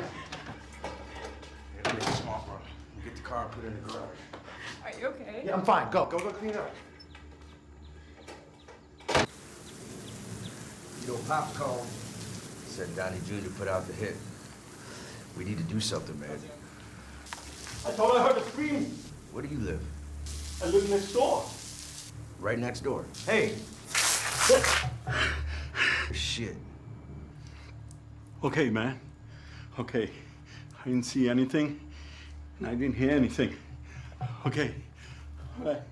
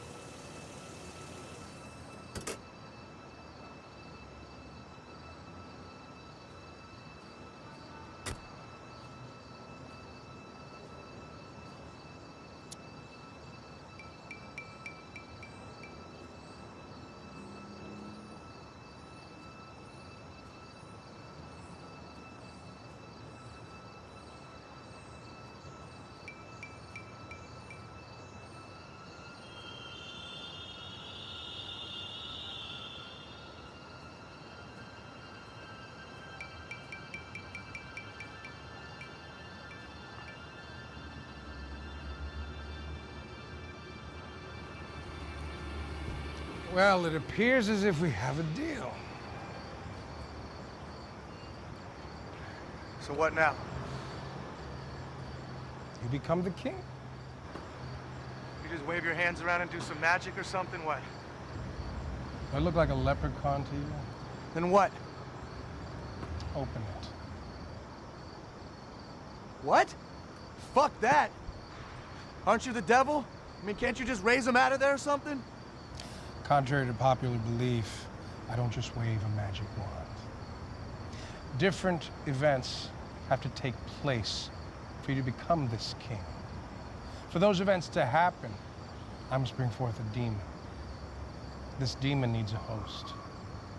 And to show that this is your will, kind of like the signing of the proverbial contract, the host must be one of the people you love the most.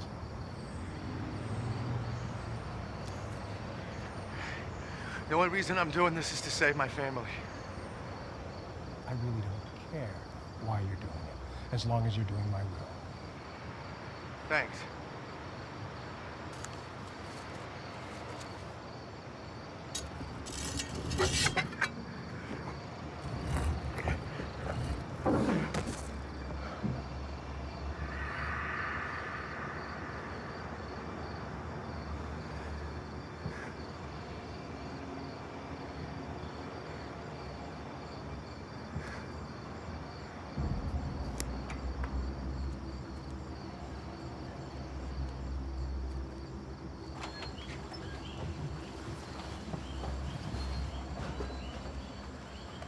fuck? You've signed your contract. I'll take it from here.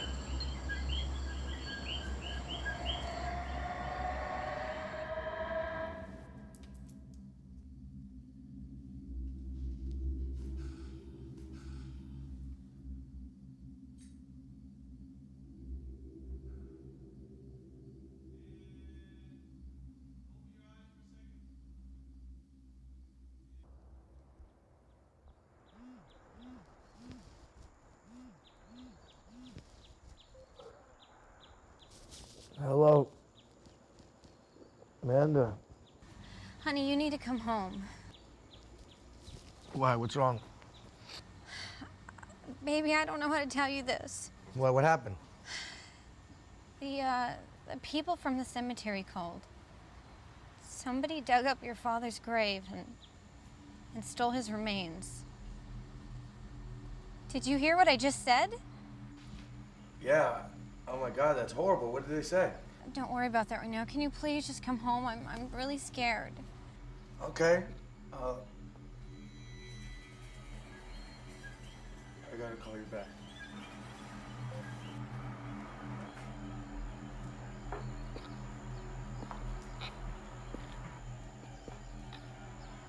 Give me your hand. Why? Now.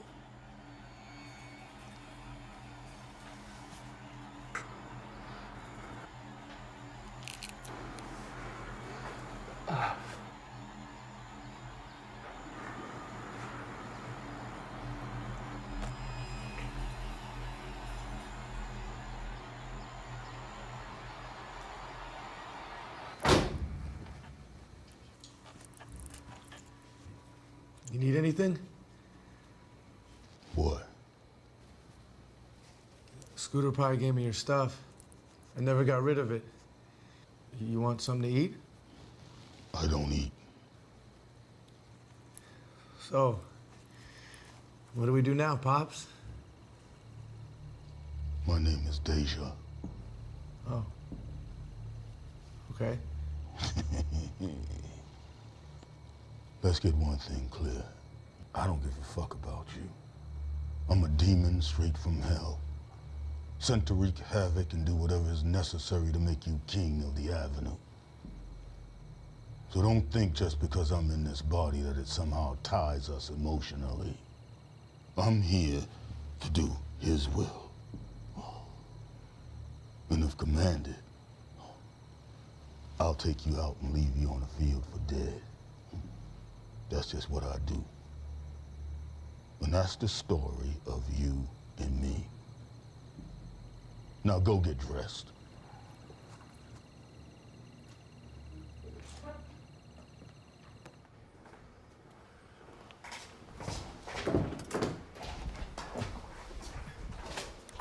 How'd you know about that? I know everything you know. Pop the trunk. Cal.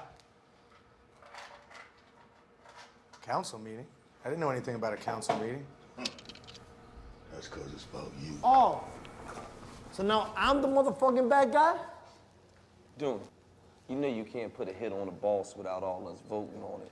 Those are the rules. Man, that motherfucker broke the rules first. I agree with Dooney. You would. What the fuck is that supposed to mean? Nigga, it means Dooney gives you your shit for a discount.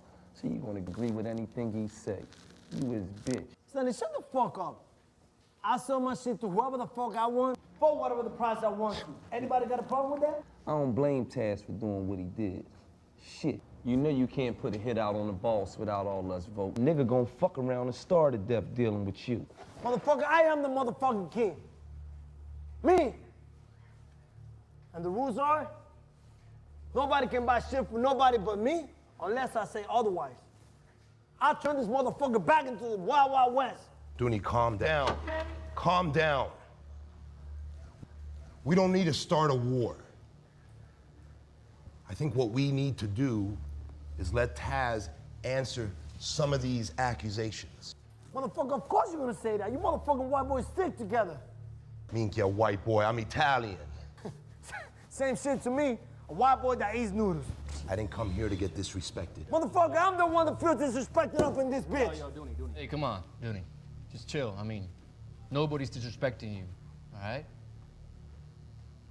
Right, Ed?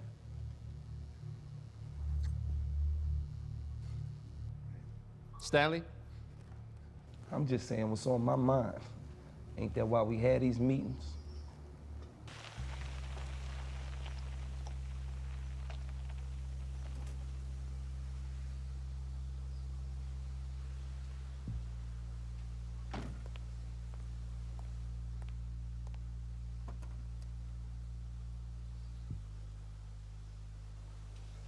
Let's just fucking vote, all right?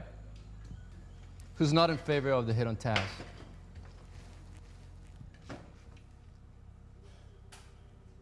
And who's in favor of the hit? Vote came to an end. That's it. This has his mind.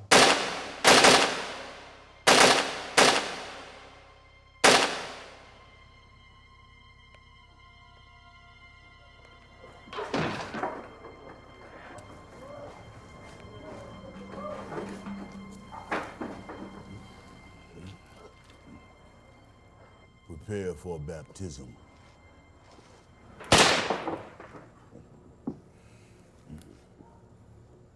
Now, who said your vote didn't count? 3 things.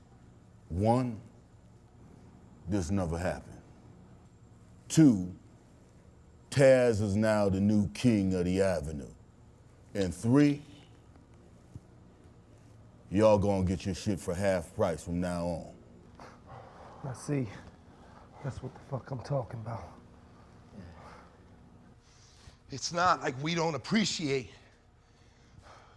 all this. But you just killed 5. Yo, watch your tone, motherfucker. You just killed 5 bosses and the king. It's gonna be all-out war out there on the streets. I'ma handle the shit. Y'all just go about business as usual. And you remember when the motherfucker's in a room, you just talk to the motherfucker. You don't yell at him. You got that? Yes. Say, I'm a bitch-ass nigga. I'm a bitch-ass nigga.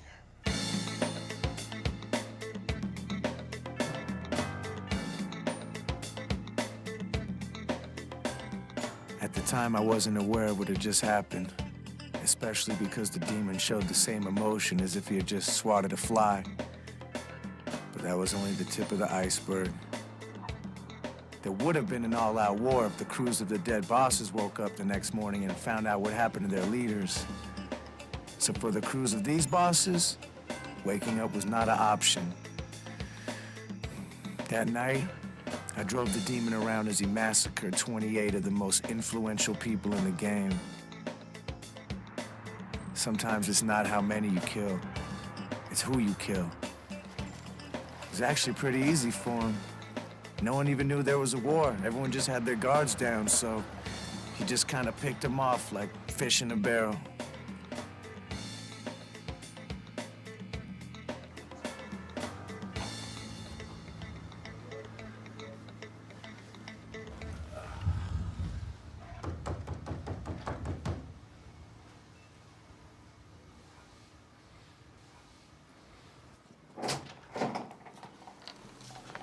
Ask them what they want. What do you want? A lot of people died last night. A lot of people die every night. Yeah, but you're not one of them. Fancy police work. You think this is a joke? I think the joke is you guys are here at my door saying that you're here because I'm not dead. Well, a lot of your constituents were murdered last night. Constituents? Yeah. You're a drug dealer, right? Drug dealing is illegal in the state of Florida. Where were you last night? Where were you? What? Well, you're basically saying I'm a suspect because I'm alive. That would make you a suspect too. Where were you last night? I know where he was. I came over last night. Twice, okay? I looked at this boy straight in the eyes, and I told him, turn the music down. He wouldn't turn the music down. He wouldn't listen to me. Where you guys going? Hey, where you guys going, man? I told him what you wanted me to say. Please don't hurt me. Please. Please. We have to meet with Mexicans. 28 bodies in one night. You had a busy night. Any shows? Man, that gotta be some kind of record. I'm not impressed. I don't know what you're talking about. So I take it you're here for the same deal I gave Donnie Jr. Yeah, the deal that was supposed to be mine. I don't trust him. Hector, what's up with your boy, huh? Donnie was gonna get him tickets for a Heats game. Tell him I'll give him season tickets if he just shuts the fuck up, all right? Taz, don't. Hector, I'm here to do business. The deal's yours. Good. Good. I'll be in touch.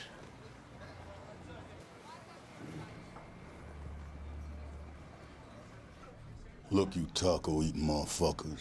You wanna be chicken-eating motherfucker? Well, I guess we all gonna be some chicken taco-eating motherfuckers. The old deal is off. The new deal is 10% less. With Dooney Jr. and other crews gone, we're gonna be moving 40% more weight, making a lot more money. So pony up, motherfuckers. Hi, guys. You order, please? I guess we'll be having chicken tacos.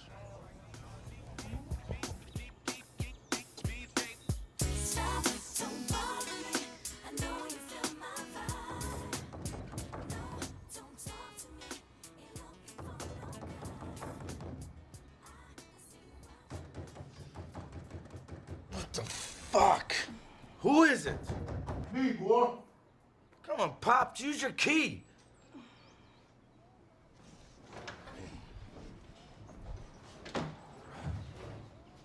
Boy, I've been calling your ass like crazy.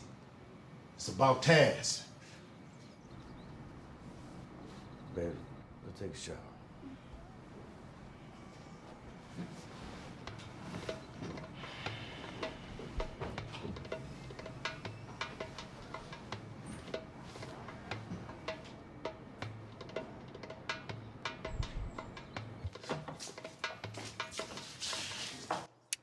Police have few leads, but the question on everyone's mind is vigilante justice, or the biggest turf war in decades. Where's Taz? I talked to two of the other bosses, and they say Taz is the new king of the avenue. In one night? Hold up, Pop. They're saying Taz did all this? Jay, like this, they ain't speaking on it, but he's now the fucking top dog. We top crew. Holy shit, he fucking did it. We top crew?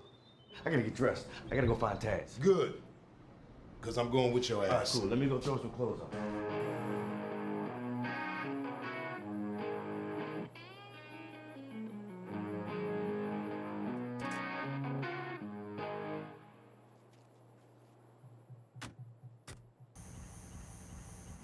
My boy. What's up? You the man. How you pull it out? Fill you in later, all right? Hey, Scooter. Taz? So, I gotta leave for a little while. I need you to run shit when I'm gone, okay? Done deal. Son, gotta talk to Taz for a minute. About what? Well, get your ass in the car. Hey, Cal. Give us a minute, all right? All right. All right. We top crew. What's up? Did you do this? I did what I had to do to protect my family. I know. I need a job. Done. Taz. My son Cal, he's all I got. I'll do whatever I gotta do to make sure that he's safe. But you know, kids see everything. Even though we think they're not paying attention, they are. And shame on us for that. We tried to make you tough. I mean, we used to say, we ain't raising no punks. And with that, we gave our kids a front row seat to our world of death and destruction. And all I can ask of you is, if you need some bad shit to be handled, let me do it, man. This boy loves you, man. And he loves his life, and he ain't about to walk away, man. I'm gonna make damn sure that he's gonna be safe. Okay. Promise me. I promise. Now you go home, take your ass to bed, get some rest, because you look like shit on a stick. Boss man. The demon told me to go home for 30 days to let everything cool down. I told Cal the things I wanted him to do and that I was gonna be out of sight for a month. He didn't understand why, but Cal was my best friend, an absolute soldier. He didn't question too much of what I said. He just did it.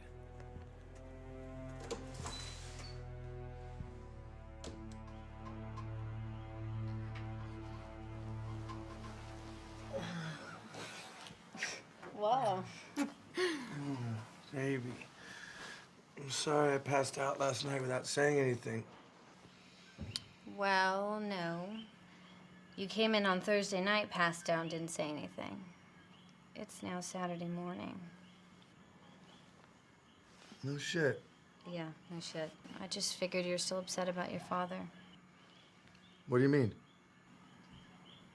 About your father's remains. How'd you know about that? Taz, I'm the one that told you. Oh yeah.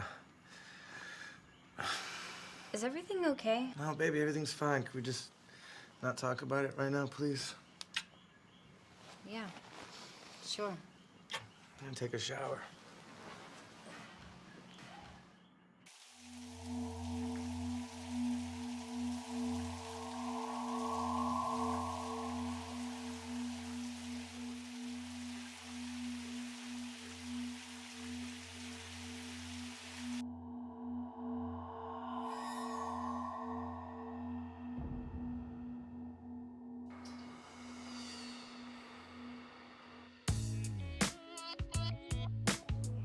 Throw the ball, Dad.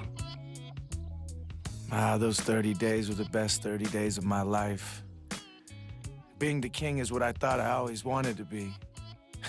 Now that I had it, I'd have gladly given it all away just to relive those 30 days. How long are you gonna be gone, Daddy? It's a couple days, and I'll be back to my normal schedule. But I don't want you to go. Norman, stop crying.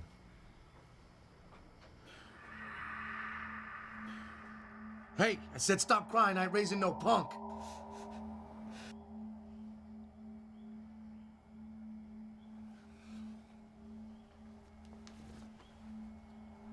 Daddy, I won't be a punk anymore.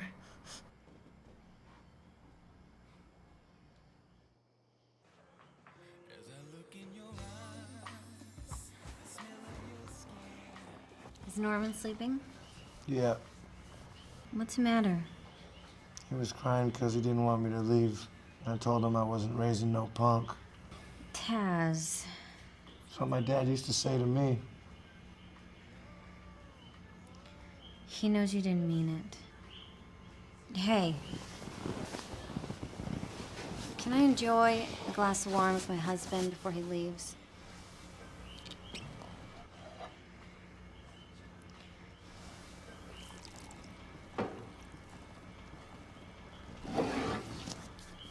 Norman's gonna be fine. He's strong, just like his daddy. Cheers.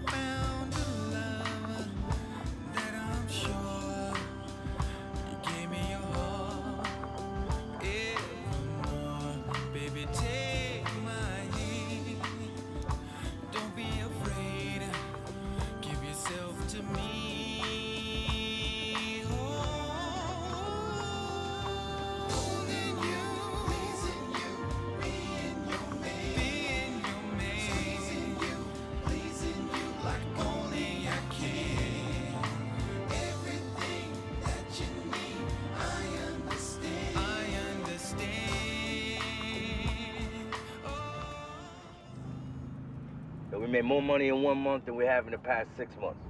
This shit with the Mexicans is gonna set us forever.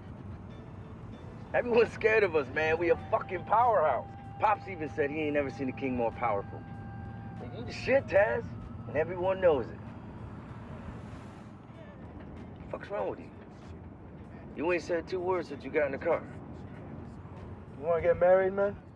Have some kids? Where the fuck did that come from? Man, don't wish that shit on me. I mean, that's cool for you, because you the boss man. But me, I'm a rider. You and Pop's the only family I want. That's it. After that, I don't give a fuck. Change this radio station, man. Let's put on some white boy music. Man, we always got to go playing that white boy shit, man. Hip-hop's where it's at, dog. Hip-hop's dead. Meet us here? Yeah, it's for a meeting with the king. You know, it's like being a man. You got to shake some hands and kiss some babies.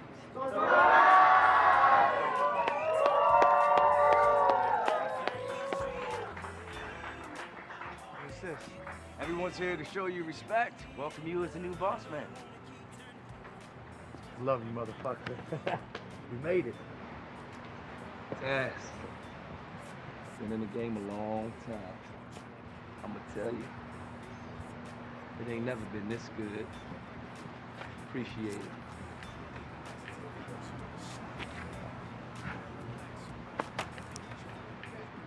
We appreciate it too. Of course. Congrats. Now let's go party with these ladies. I put my money over everything. I count my money with a month with the wedding ring. I'm sipping good while I'm chilling here with Mary Jane. My head high, nuts big, and I let them hang. I'm getting paid, see, I walk in the club and everybody know my name. Watch out. The fuck you say to me? You heard what I said. Get the fuck out of my way. Fuck you, nigga. What do you want to do? You want to die tonight? Hey. Relax. Hey, man, who are you? Who you with? You don't know who I am, man? They call me Homicide, boss, man. And if he with you, then I apologize. Well, he is. Relax. And I apologize, man. For that reason. For that reason only. Believe that. Hey, keep smiling. Bitch. We gonna talk later. All right, you Yo, definitely bitch ass. What's wrong with you, man? Let that shit go. Come on, man. Fuck that nigga. You see gangsters? Gangsters? They go to jail. Time of the street thug, that shit's over, man. It's dead. You will never, ever see anyone from my crew wearing saggy pants and the oversized shirt. The only thing missing are floppy shoes and the red nose. Fucking clowns. See, this is a business, all right? Like the military uses camouflage to blend into their surroundings, our camouflage are suits, conducting ourselves like gentlemen, keeping the violence to an absolute minimum, Cal. I'm watching you, homie. Reach on. Apply these principles to your operation, I guarantee you, the era of prosperity will be here for years to come. Hear ye, motherfuckers. Drink up. I put my money over everything. I count my money with a muff with a wedding ring. I'm sipping good while I'm chilling here with Mary Jane. My head high, nuts big, and I let them hang. I'm getting paid, see, I walk in the club and everybody know my name. See, I been on the grind, come take a look at what I made. Money talking, I ain't saying nothing. If you ain't talking about money, then I ain't saying nothing. Hey.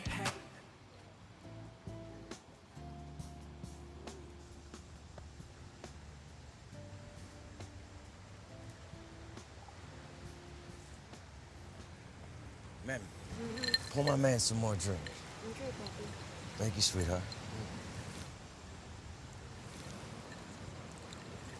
Everything that we've been dreaming about. I'm telling you about that shit. With that drinking. Back up, you're gonna drop the What bottle. you mean? Who drink Cal, is it? I let this shit go once.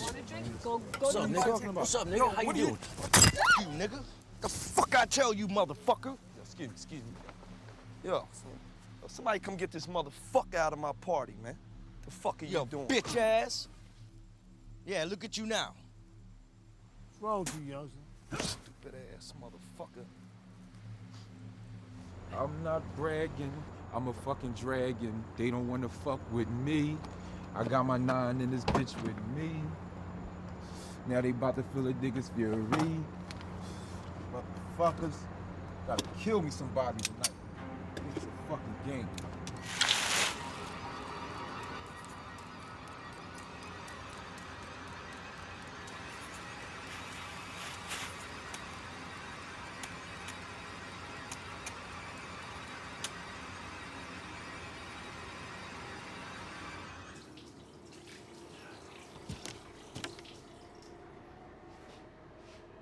What'd you do?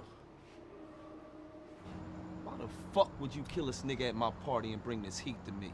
I told you 3 motherfucking times, nigga. I didn't do it. Well, you know what, Cal? You want to deal with this shit.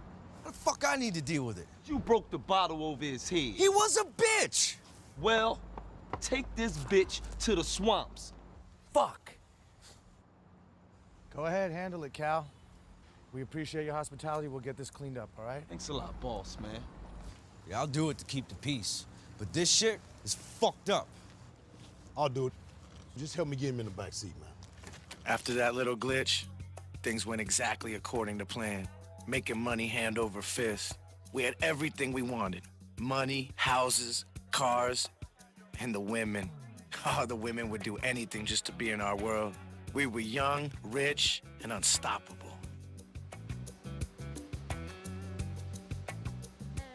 Since Cal was running the business so well, I started spending less and less time in the hood and more time with my family. It got to the point where I hardly even seen the demon anymore. Oh, look, my mom collects these. These are cool, Mommy. Yeah, look. Look, Daddy. Wow. Norman, put it back. I'm gonna get Daddy. Wow. Stop it, okay? Just take that off. Might rip it or something.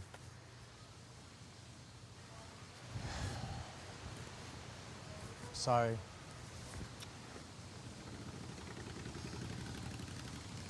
Can we go see the motorcycles? Yeah, go ahead. I'm gonna stay here. Taz, be nice. Whoa, cool. No, you can never have one of these, son. Oh shit, it's the king.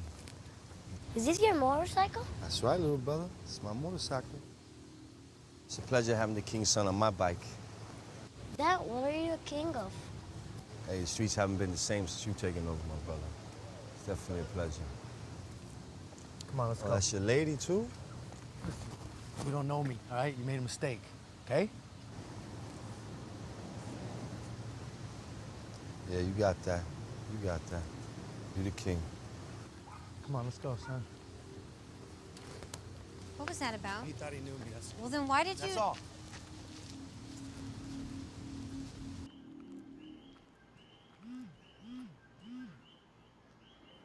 What's up, Cal? Shit. We made the streets flourish like this. We paid you every fucking month. And now you want more money? You might as well put a gun to our head. I'd rather not to. Well, if it's on, it's on. Cal, let me talk to Hector.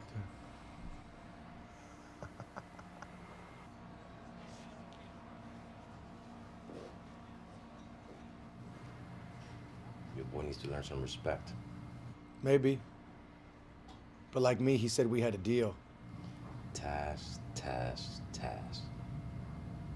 You take care of your people well. That makes them respect you, love you. That is something that's gonna keep you on top for a long time, if I allow it. I made you. I can make Frank, Eddie, or Stanley. You might be the king of the avenue, but I am the king of the fucking world.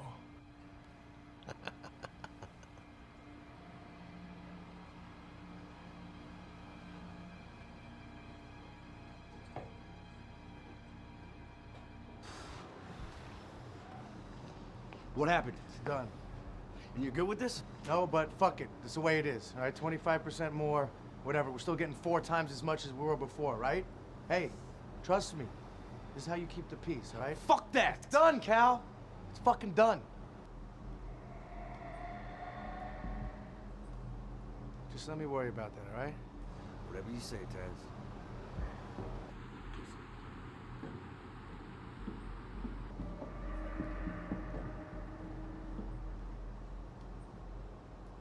Come on, that's not even a problem. Listen, you've been keeping all of our bellies full. It'll be my pleasure. Yeah, I know the little restaurant. The one on Collins Street? Through the kitchen. Okay, through the kitchen. Then I'll see you there. Perfect. All right.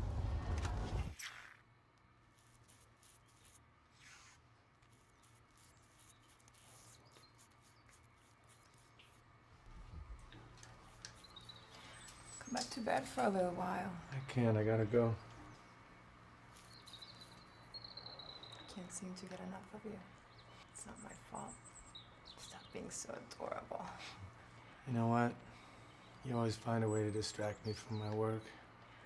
That's good every now and then. Some might think otherwise. Let's go have a quickie.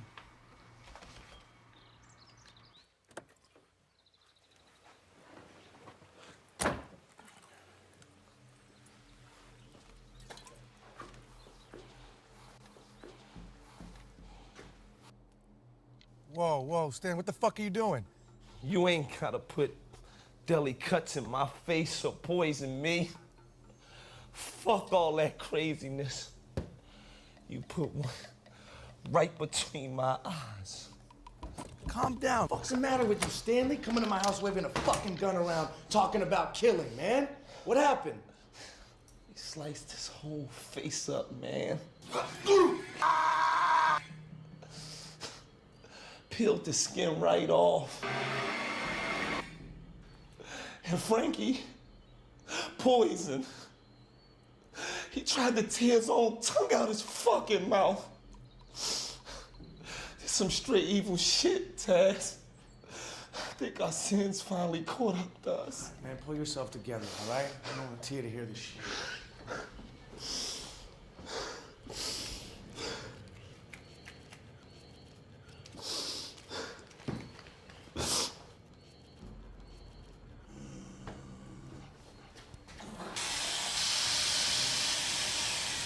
You gonna snitch? You gonna snitch, won't you? Read. Get your tongue out. Get your tongue out. Get your tongue out. Why did you do that? Why do you gotta kill everybody? It was good, man. No one was a threat. You killed Eddie and Frank, didn't you? Hector said you weren't the only game in town. I bet you are now. Get rid of the body.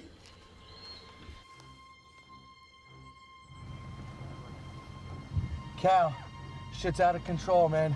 You motherfucking right it is. Hector killed Eddie and Frank, nobody knows where Stanley is, and that leaves you. And nothing's gonna happen to you. No, it wasn't them, man. They're killing our people, man. The peace is over. What? Taz, you're getting too fucking soft. I've been running this shit. Cal, listen to me very carefully. Not this time, boss man. No, I'm not asking you, motherfucker. I'm telling you. What? Hello? Fuck. What are you doing? When I was a kid, I thought you were the best thing that could have happened to me. Told you I'm not your father. No, fuck you. You're gonna listen to me. I loved you so much. I was your little boy. Everything I learned about what's right and wrong, you taught me. Getting into this life, I knew exactly what I was doing. Maybe if it had a better start, it could have had a better conclusion. Now I gotta go stop Cal. You still don't understand, do you? You made a deal with the devil. The most evil entity known to God or man. You can't just turn that shit off. The floodgates of hell are open. So whether I'm with you or not, I still have to do his will. Nothing will jeopardize you becoming king of the Avenue. Cal's about to fuck up. And everyone that fucks up, you kill. Not Cal. That's my heart. Get the fuck out of my way. No. I got no problem putting an end to this nightmare right now. This should definitely jeopardize me being king of the Ave, huh?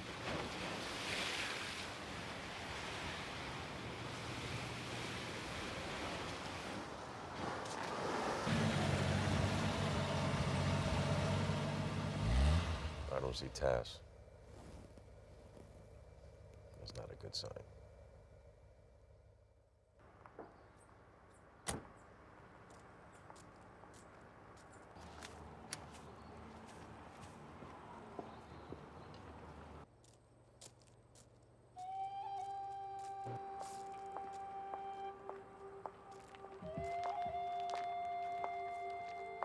Where's Hector? Is he in the truck? Don't worry about that. Yeah, make him talk. Is he in the fucking truck? No, he's not. Yeah? I think he is.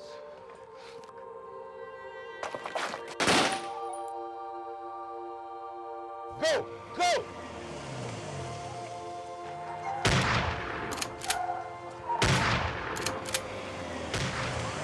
Park it out on third. Joe, everything you see.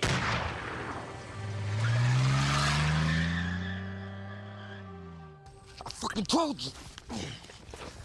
Let's get the fuck out of here. Oh, I gotta burn him up first. What? Pops, we gotta go. You fucked around and let him grab your arm. You got too close to him. Now you got hair particles and shit all over you. Those forensics dicks are gonna find that shit. What do I do? Here, take the fucking gun and go to the fucking car. Shit.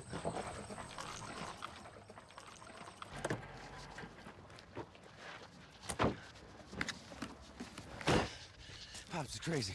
He's back there burning up the body. Body? What'd you do? I smoked the loudmouth. He told me Hector wasn't in the truck, but I knew he was. No, you fucked up, man. Man, they killed him. Cal! It wasn't them. You killed all those bosses, and everything just fell into place. That was brilliant, Taz. I just wanted to do like you did. We gotta go.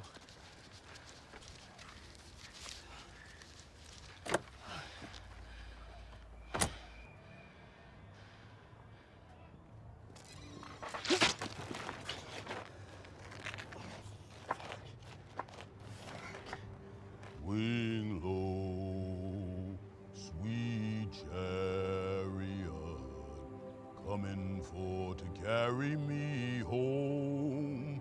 Swing low, sweet chariot, coming for to carry me home.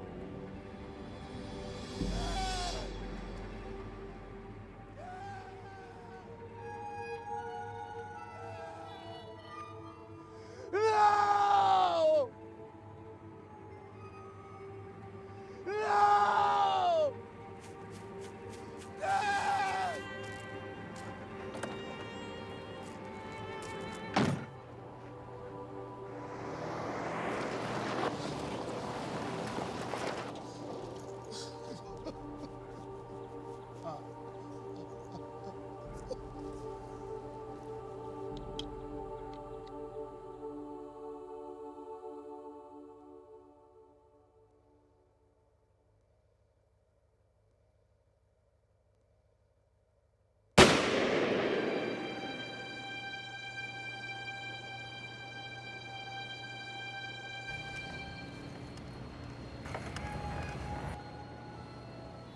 Where you going, motherfucker?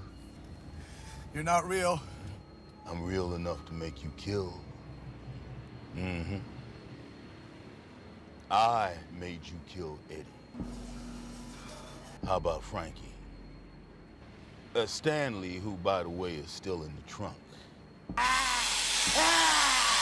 And then there's your boy, Cal. Oh, yeah. Double bless him. He really loved you. And how about poor little Tia? Oh, you don't remember that, huh? Yeah, all that little girl wanted to do was love you. I make you see what I want you to see. And I make you do.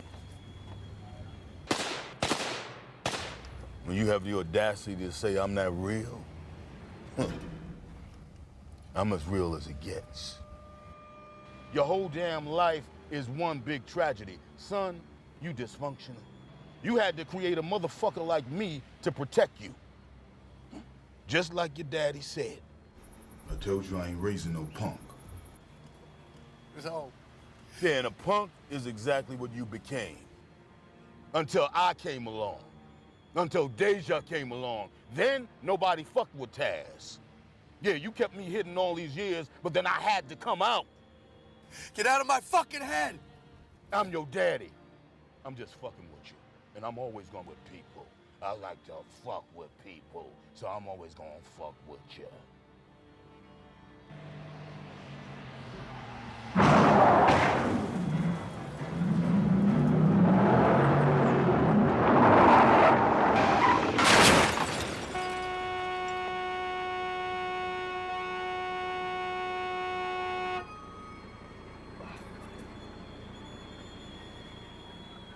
Taz! Are you okay? Taz! Oh my God.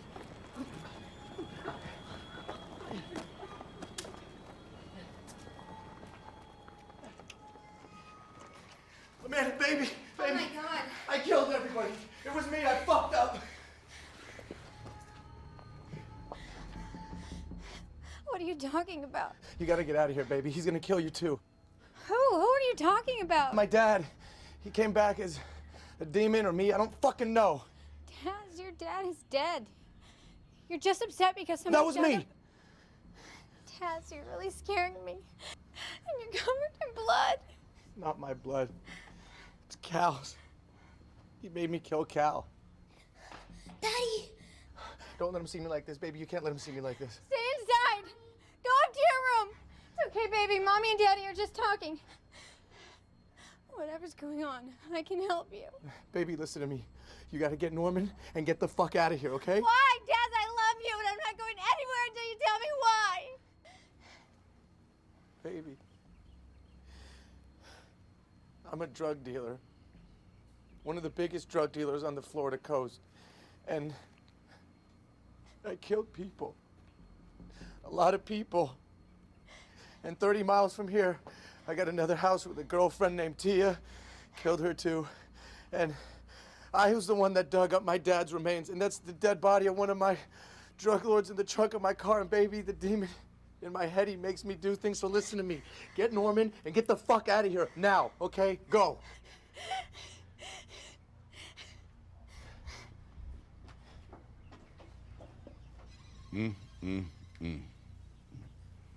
Now what the fuck did you do that for? You told her everything. Now you have to kill her and your son. No. Mm-hmm. You have to. She knows everything. Fuck you. No, fuck you. It's not my fault you told her everything. Now I'm gonna give you an option. You can go in there, put one in the back of their heads painless, or you know how I put in work. Swing low, sweet chariot. You're not gonna hurt them. Coming forward to carry me home. Amanda, go. Fuck. No, no. Coming forward to carry me home. Let's go, baby.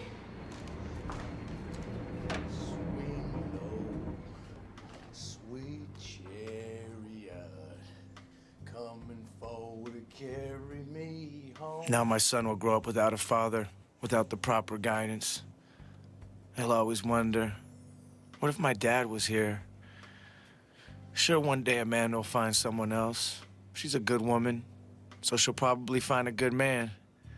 And they'll raise my son without me. But I know nobody will ever love them like I did. And under different circumstances, we could have been so happy. But I guess we'll never know the answer to that. Because I wasn't strong enough to break the cycle. Are you?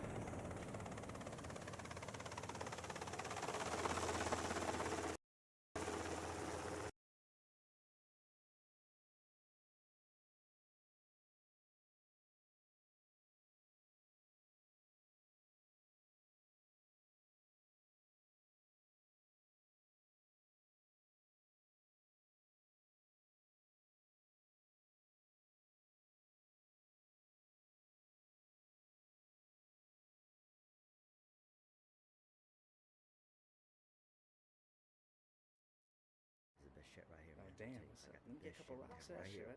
That's right. That's clean right there. Let me get. Hey, hey. Talking to me? Yeah, I'm talking to you. You want fool. some of this? Yeah, Come on then. Come on, Come on, motherfucker. You want some of this shit? Come on, bring it on then. Bring it on.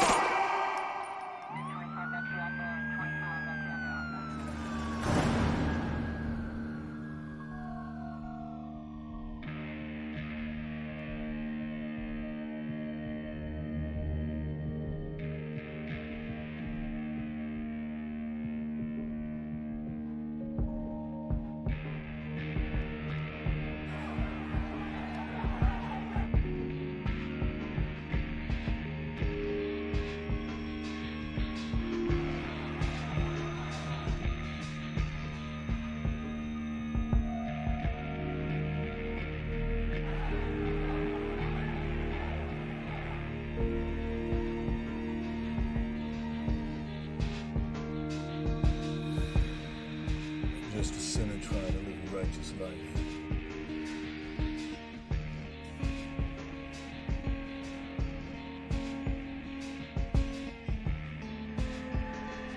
I hear drums in my head. I live in the jungle and I hear drums. Drums talk to me. Drums coming, baby. And there ain't nothing you can do about it.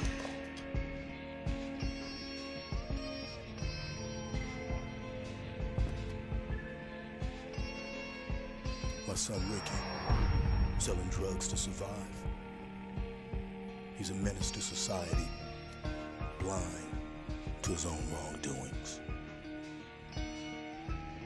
In the Bible, James said, "We know that we have passed out of death into life because we love the brothers.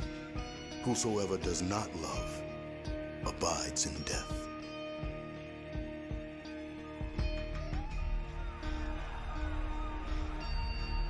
Death after this ride, it almost sounds like a warm bed with comfortable sheets that I can slip right into.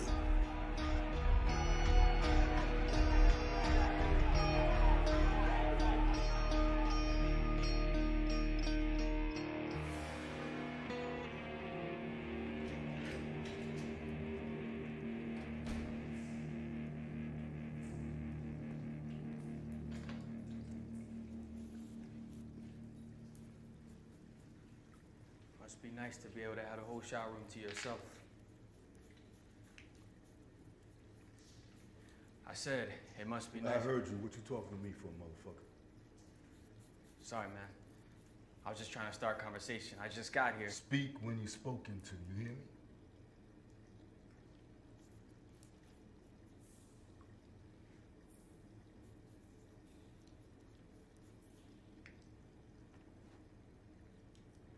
So you know this motherfucker?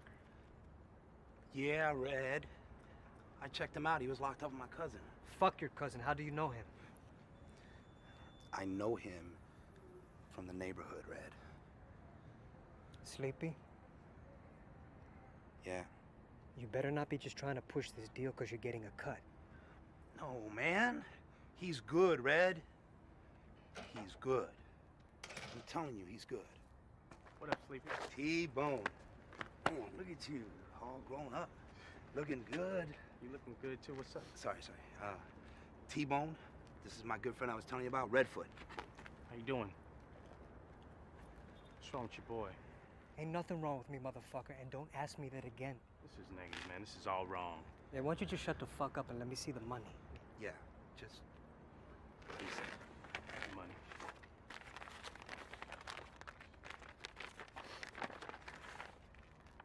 What'd I tell you, Red? What did I tell you? It's all good. All good.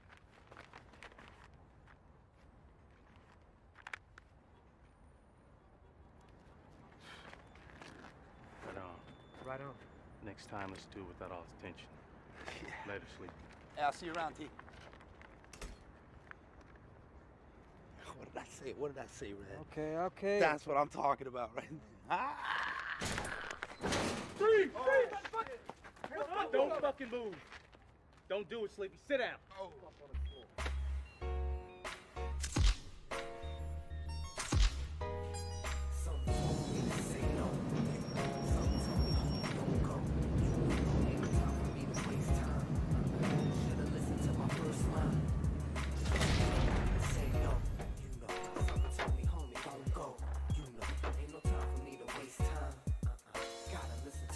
first mind.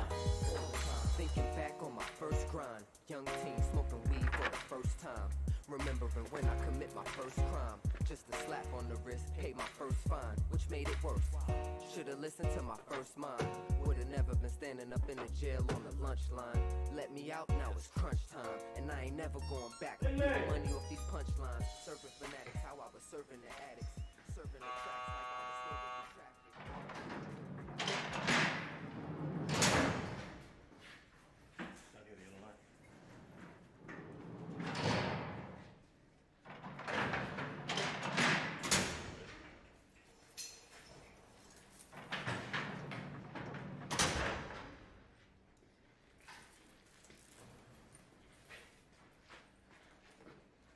I don't know what you did on the house, but this is my motherfucking house.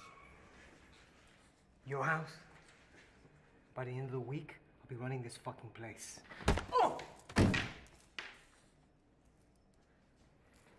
That should help you shut the fuck up.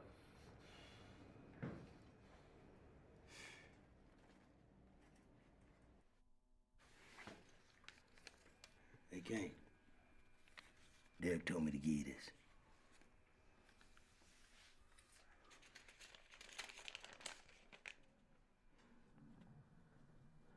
Redfoot.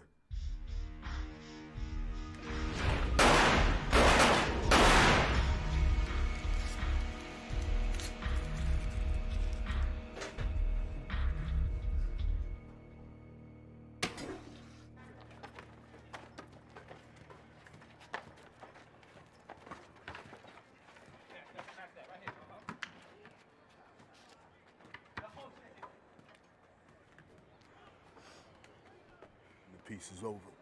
I got that shit handled. Do that, nigga.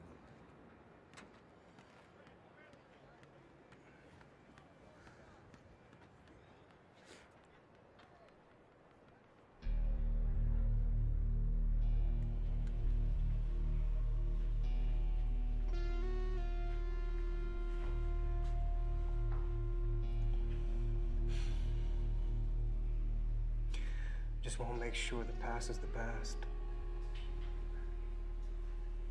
You know that shit was just business. Beat it, Redfoot. I said beat it. Because I don't give a fuck how you handle it. So think about it and let me know.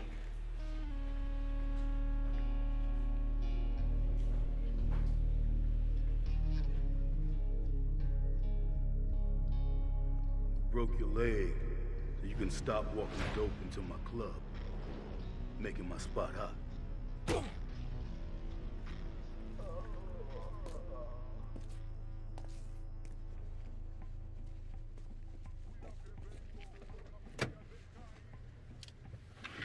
Told the boys to go home.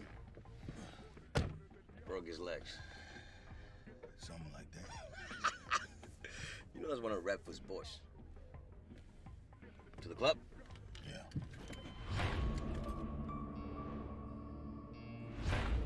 Let me holler at you, Red.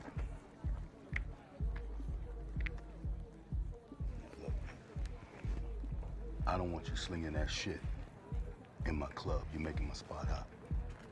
Well, your spot is on my side of town. And your side of town stops at my front door. We gotta come up with some kind of arrangement, man. We already made the arrangements. You know, your man? Yeah. He's in the alley. He can give you all the details, okay? You take care of yourself, baby.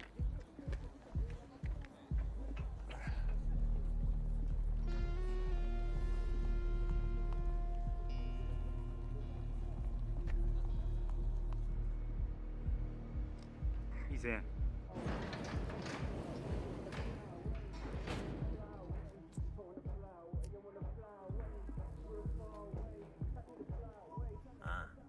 Bring some of your other girls too. When you get to the door, just give me a call when I get. Oh shit! I'll hit you back.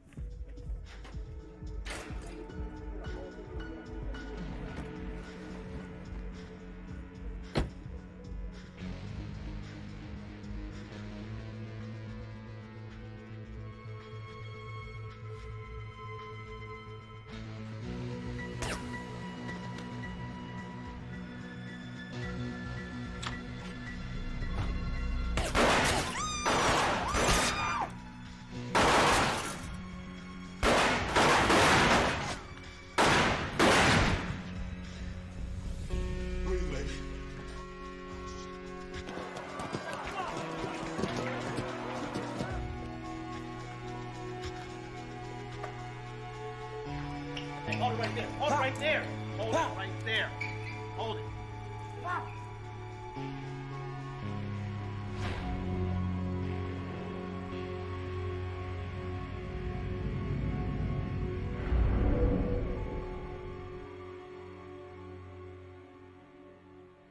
Welcome to prison. I'm the warden of this facility. My good friend Joe and I want to make sure that this is the last place you end up. Y'all here because y'all been robbing, slanging, gangbanging. In here, y'all slaves to the system.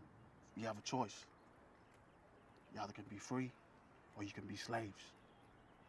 This house, these walls, and this prison, they give you a name. Your slave name. That number. Right here, the warden, is your master. He tells you when to eat, shit, and sleep. Me? I'm motherfucking Frederick Douglass. Take your ass through the Underground Railroad to freedom outside of these walls through programs like Unity One and the Pipeline. Today, you make a choice. You either live free or you die inside. Life is choices. Make a good one.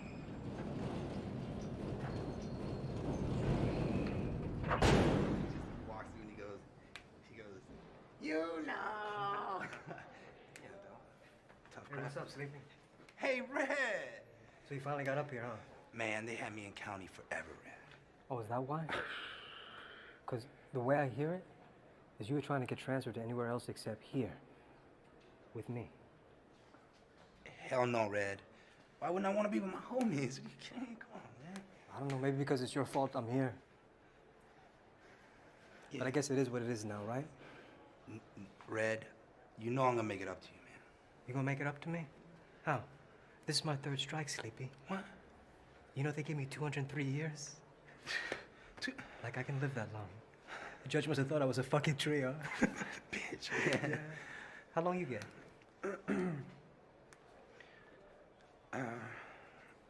23 months. Why? Why? Red, I wasn't the one who took the money, man. Sleepy? Yeah. When you get out of here, if I need anything done on the outside, you better make that shit happen, man. Red, anything, man. Anything. Sleepy? Yeah. I love you. I love you too, man. Look, we got the same. I know. That's okay. I love you.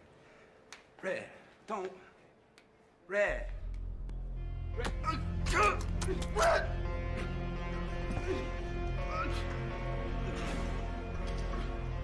Ah, Red. Red.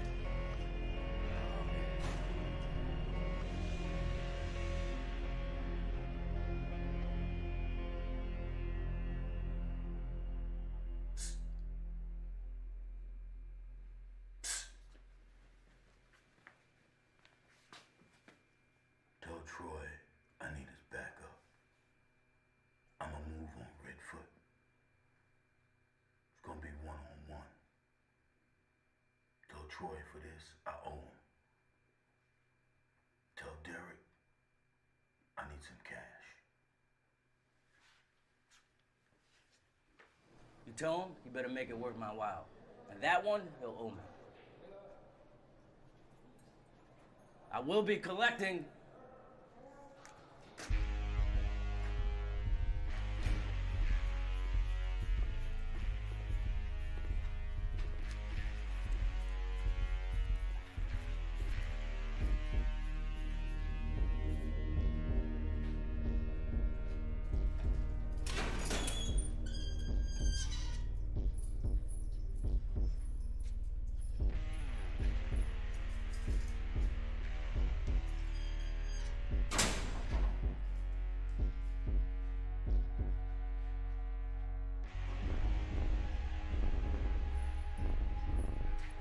So many of my soldiers are in here.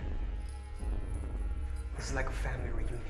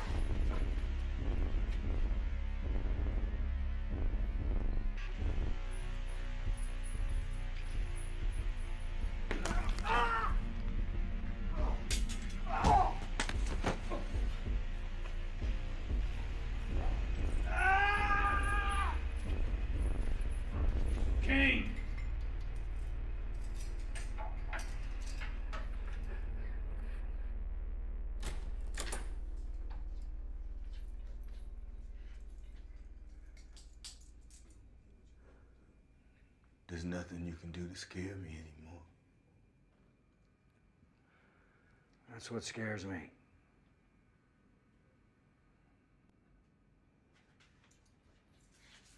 I should be giving you 4 months, but under your present circumstances, 2. You lose all your privileges, no music, no rec time, nothing. You can't leave this cell at all. Kane, with the time you have left, you just forced me to take away 1/3 of the rest of your life. The next time you do something like this, I hope you think about that again. Gotta get this money, gotta get this money, gotta get this money. And I get it all day long, and I get it all night long. Gotta get it back, gotta get it back.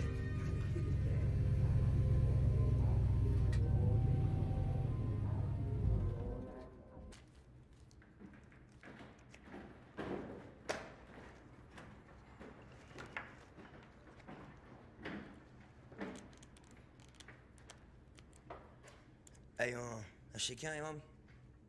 Probably right there.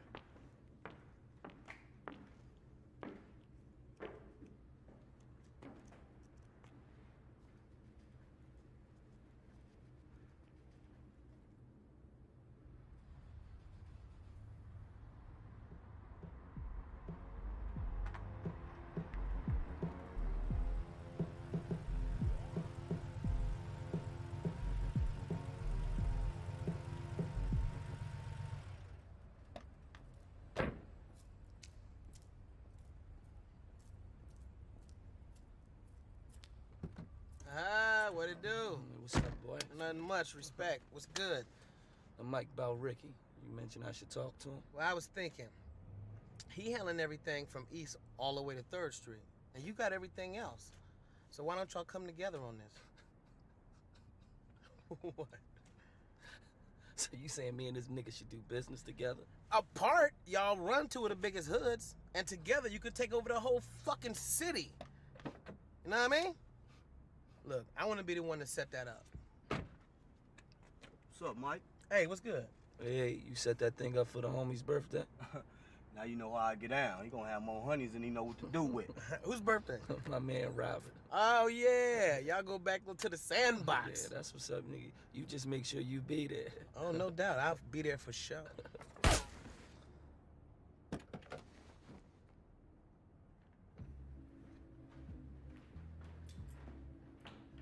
Where's Ricky? Where's Ricky? In the back room. Told this nigga, homie. Don't fuck with this nigga JD, man. This nigga's a savage, homie. It's time for that boy to take a vacation.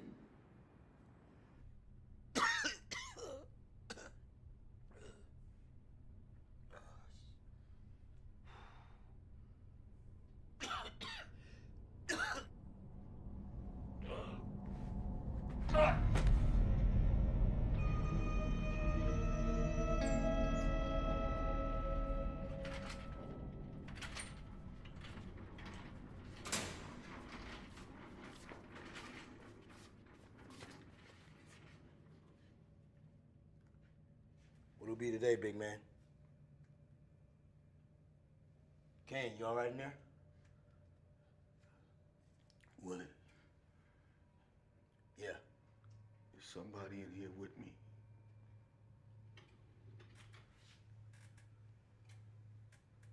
No, I don't see nobody.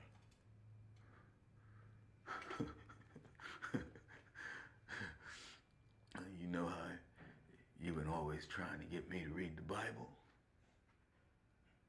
Yeah. Well, today is the day.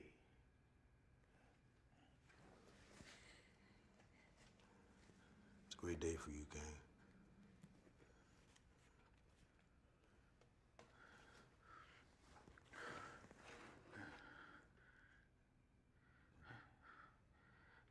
You still playing the sax in the rec room? No. Word made me stop. Say he didn't have the manpower for Echo's curriculum. I know I ain't never getting out of here. I've accepted that. It's kind of hard, man, with all my music. ass like I ain't even in here. Yeah. Damn, I missed that. Well, I gotta get going, man. I'll see you next week.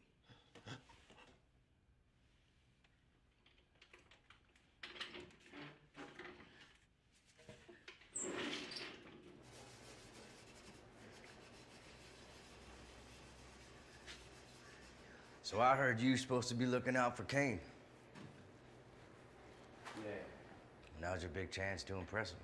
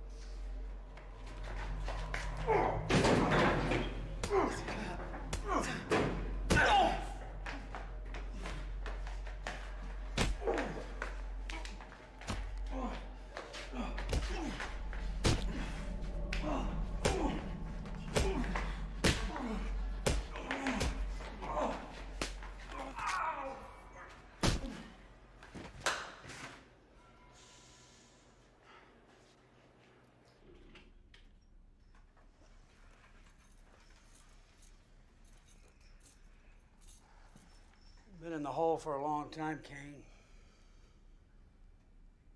Every time I let you out, some pretty crazy shit happens. I know that most of the time it's you defending yourself because you're the shot caller. There's a lot of people that figure that if they take you out, it's gonna make them infamous or famous or whatever. So that's why you keep going back to the hole, rotting year after year. You know, when we get these kids that come here, half of them want to know, is this where Kane's locked up? They look at you like a movie star. You and I both know that your life is not glamorous. So what if I told you you could have a chance to stop this from happening to any of these kids coming out of the hood? What if you could help?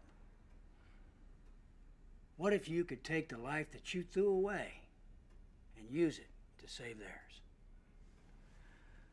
Let's say I said to you that you had a chance to save your son. No. Would you hesitate? What's in it for me? Well, what do you mean? To talk to these little bastards, what's in it for me? Being able to help out would be reward enough. Okay, what do you want? I want you to give Willie back his saxophone, let him play. You want me to give Willie his saxophone back and let him play? I can't do that. That's a security risk. We don't have enough personnel to let that happen. Let him play in the solitary wing. There ain't no security risk. We on lockdown 23 hours a day. Well, that's unheard of. Well, you take it or leave it. Remember, Warden, it's for the kids. All right. But if there's one fuck up, it's over. Cool. Yeah, your boy Isaiah, top shotters. My boy Cal. J.D. Parker, dope dealer, armed assassin, and like all of us, driven by power and greed. Only difference with him, nobody's safe while you're on the streets. There's a war going on, there's a lot of racism, animosity towards each other, there's hate in them. Poisonous feeling felt like a rattlesnake venom. With the barbaric type with a lot of race in them, keeping the innocent. What's up, right? Come on, man, we gonna go ahead, man. Let's run in here, we gonna have a little drink with the homies, and then we gonna go to one of your punk-ass college bars. All right, Jay, seriously, man. Why don't you come back to Berkeley with me? You know, I got that big-ass apartment. You know, I mean, you pay for it. You even pay for my tuition. Like I said, don't be mentioning that shit around the boys, man. I don't need everybody with their hand out, man. You know, but one of us got to get up out the hood. You feel me? Like, Come on, man. Let's go ahead. The homies waiting on us.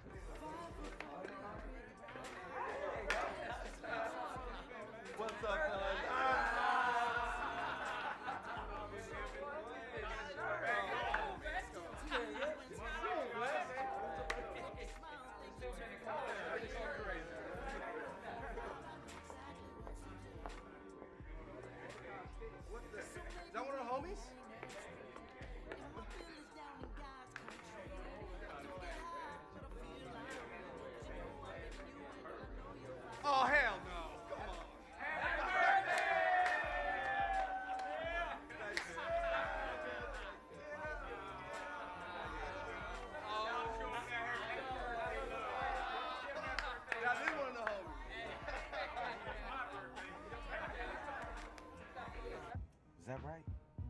Right now?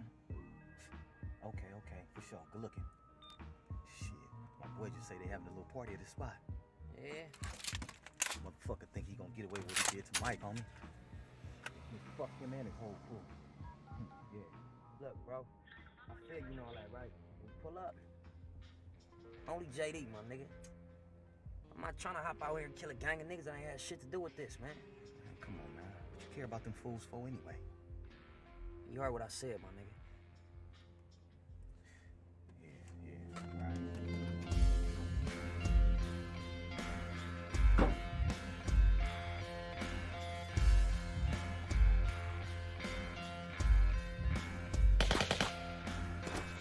Told you, nigga. It's JD.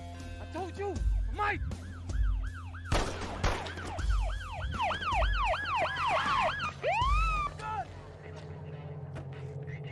Fucking drop the gun. Drop the fucking gun. Your fucking hands, don't you move.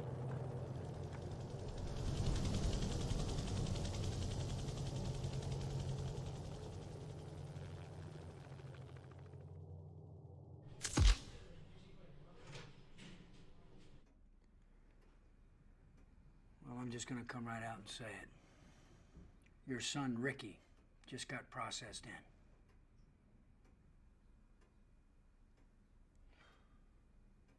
Accessory to murder, 7.5 years. I'm sorry, King. I'm sorry it comes at this time, but... No, not now. I need to see my son. We'll have you escorted down to the yard and you can talk to him. But you gotta be cool.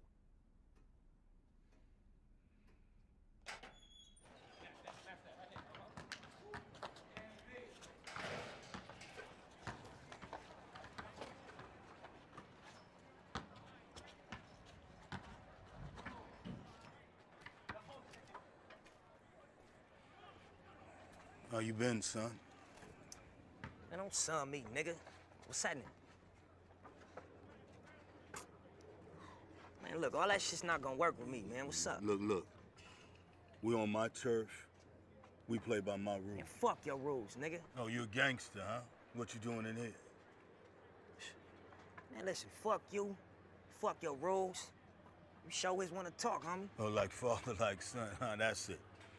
That's your explanation. I ain't really got time for this shit, man. No, all you got in here is time.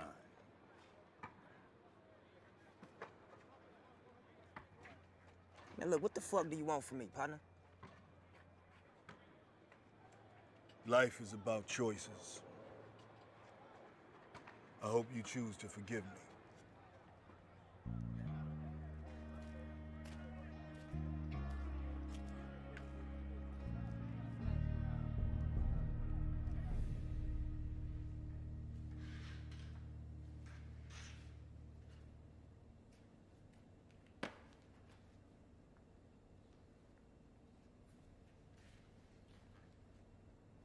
Easy way or the hard way, I don't give a fuck which one.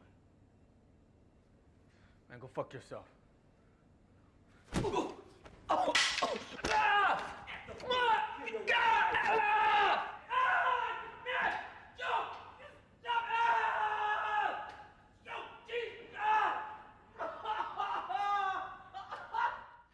been through this bullshit program before. You know all these motherfuckers here?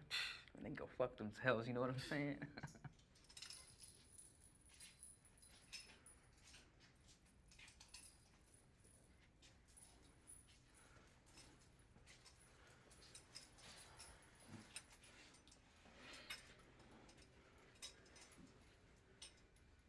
You chewing gum? My name is Kane. Yeah, you know, I know. From the Sea Stones, Yo, right? nigga, why you talking so loud? I'm right here. Just talk to me, motherfucker. Yeah, from the Sea Stones, back in the day, right? And I used to hear stories all the time about how crazy you were. You know, from my uncle. You probably remember him. His name was Big Al. Oh, yeah. Yeah, I remember Big Al. Fucking idiot. It's kind of fucked up, man. He's dead. Yeah, I know. You got killed robbing a liquor store right next to a police station. Like I said, a a fucking idiot. It looks like your dumb ass is all following in his footsteps. Now, Unity One and Pipeline, they're taking an interest in you little bastards. Me? Stay still, motherfucker. I don't give a fuck about you. I'm just here to let you know what's gonna happen when you end up in a cell with a nigga like me. Y'all been to the dentist before? Yeah. Say ah. Open your mouth wider. Yeah. Remember that position. And you, nigga, take your hat off. Oh, yeah. Let down your hair. Bring it out in front of you. Oh, you. Yeah, you got that pretty hair.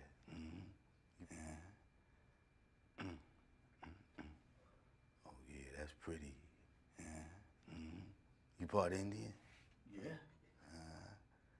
Ay, ay, ay, ay, ay, ay, ay, ay, ay, ay, ay, ay.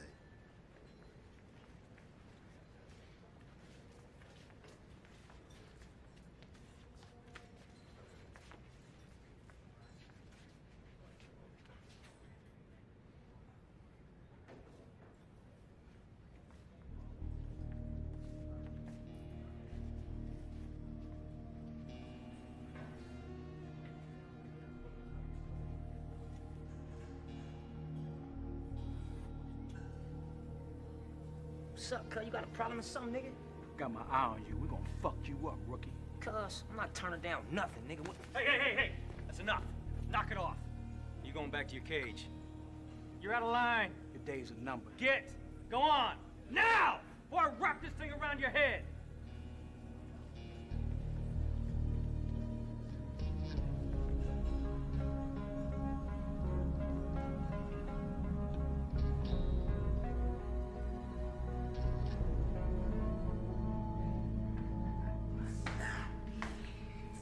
Scared little mama.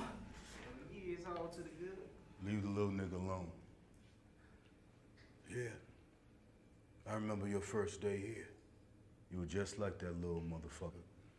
Tall, pretty, black drink of water. I wanted to go up in your ass, but I didn't. So you returned the favor. The fuck y'all doing? Huh? Get back to work. And you two get the fuck out of here.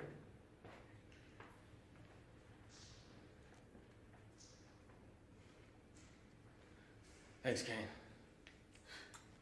Yo, don't thank me, nigga. You better get yourself a crew for protection. I just want to do my time and get out of here. I'm not interested in getting with nobody. It don't work like that, son. Like I said, thanks, Kane.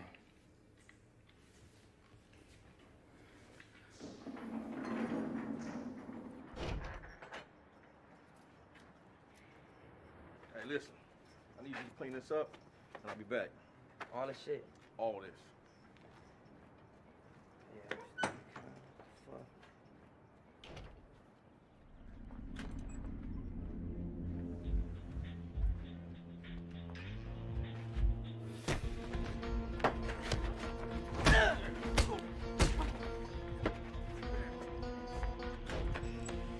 What's going on here? Both y'all, get back in. Let's go. Yeah, all right. Get back to clean this shit up. Let's go. Get back to work.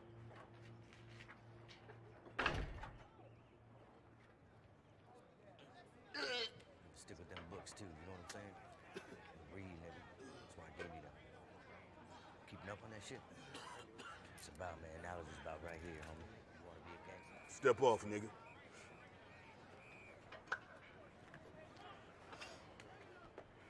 I need to step to two of your goons. Yeah, I can't let you do that, brother. We will keep the peace. If somebody fuck with my son, there ain't gonna be no peace. Now, you running shit because I'm not here. But if I gotta get back in the game, I swear for God, it's gonna be bad for all involved. You feel me?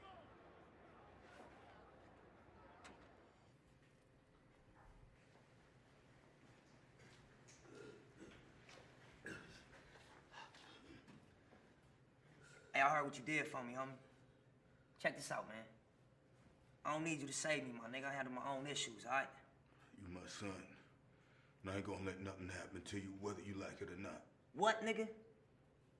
You the reason my mama dead in the first place, man. What the fuck is you talking about? Go on, speak up. Why the fuck would you let her be involved in that type of life anyway? Y'all on some fake Bonnie and Clyde type shit? But newsflash, nigga. They died together. And you still alive and she's still dead. And you killed her. That's what I thought. You don't know me, motherfucker. I ain't got shit more to say to you, nigga. As far as I'm concerned, my mama and my daddy dead.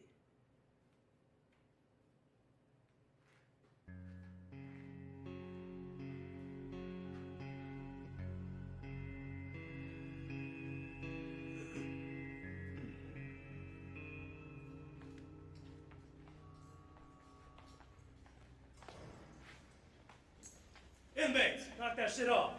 We just best friends. I said knock that shit off. Whatever you say, boss.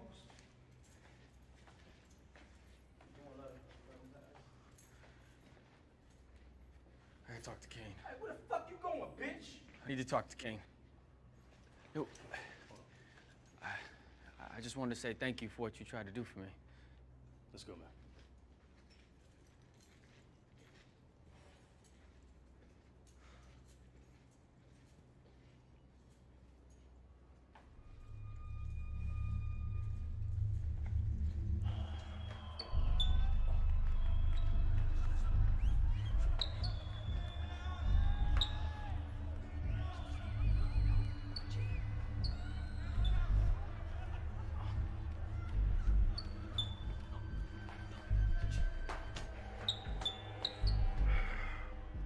Tired of your motherfucking ass not doing what the fuck I tell you. Now I'm about to show you what happens to bad bitches.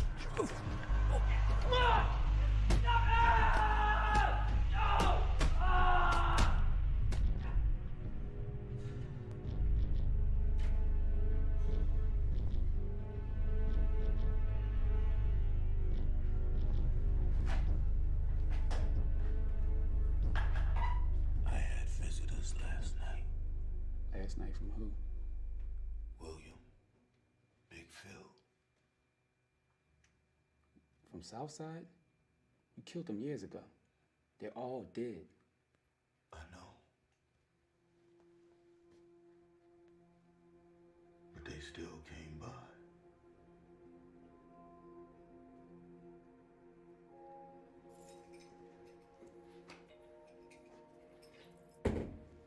Nice to hear you again, Willie.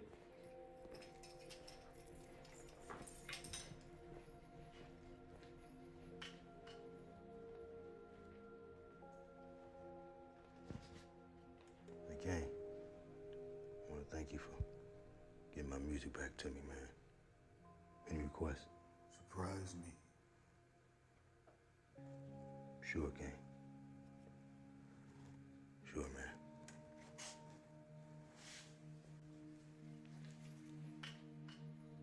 I know why you're here. And I know who you are. You're my sins. The families I've destroyed.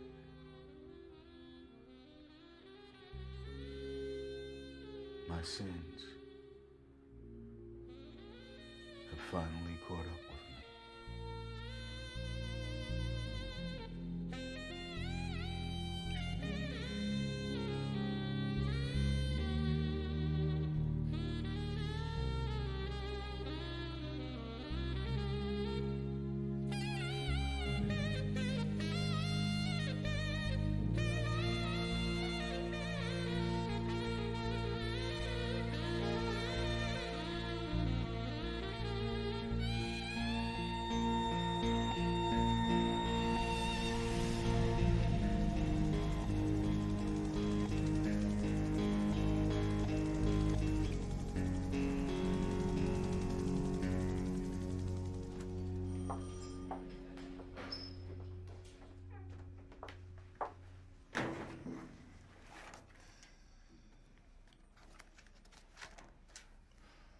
Mr. Parker, I'm with the state. I'm here to represent you.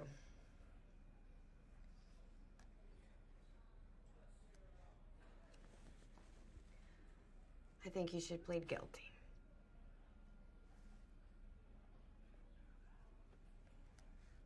I'm sorry, Mr. Parker. I can't hear you. Get the fuck out of here. The fuck out of here.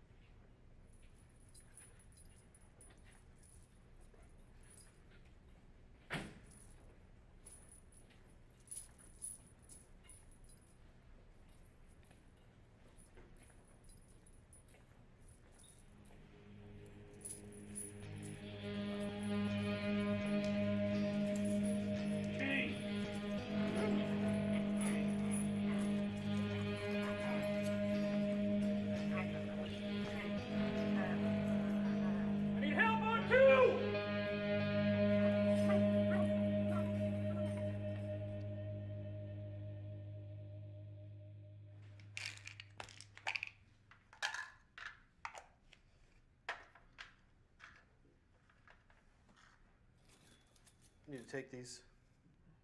For what? Oh, you don't know. Know what? How long you got? Man, I got 127 years. Well, I got good news, I got bad news. The good news is that sentence is about to get a whole lot shorter. Bad news is you got brain cancer. What? He's just a convict. He's getting what he deserves.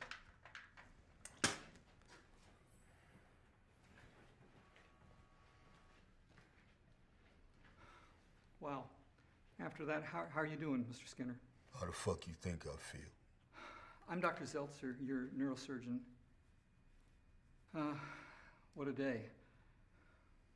I was successful in getting your biopsy specimen, but your tumor was just too large to completely remove. It was about the size of a tangerine. Man, what are you talking about? Just give it to me straight, Doc. I'm sorry to have to say this to you, Mr. Skinner.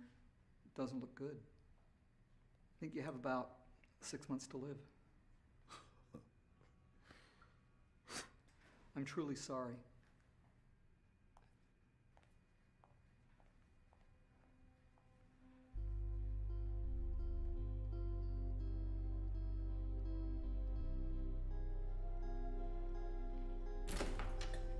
You're all out of favor with me, King. Because I need one more. I need to talk to my son.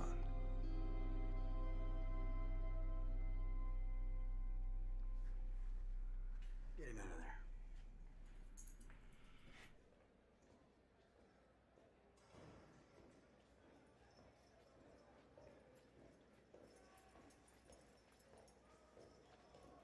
Damn, man.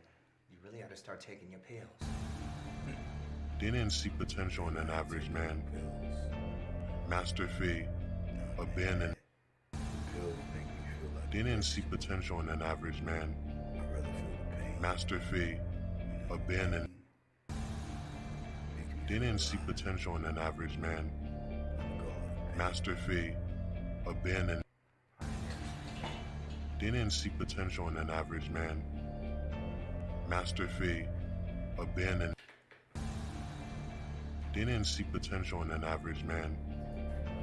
Master Fee, abandoned.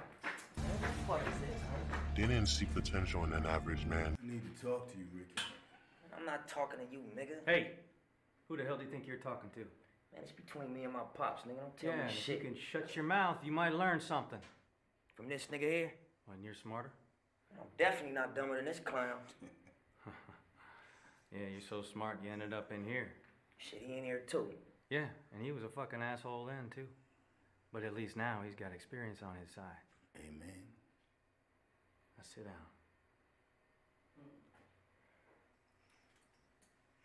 Listen, I'm about half the size of 90% of the inmates here.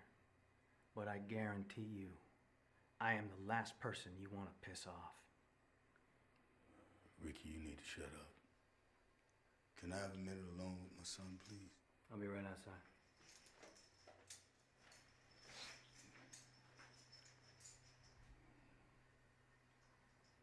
When you gonna get the point, my nigga?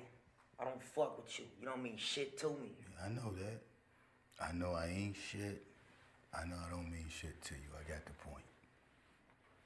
So why you keep trying to talk to me then, man? Because I ain't gonna be here much longer, that's why. What, you finna get transferred or something? Yeah, I'm gonna get transferred.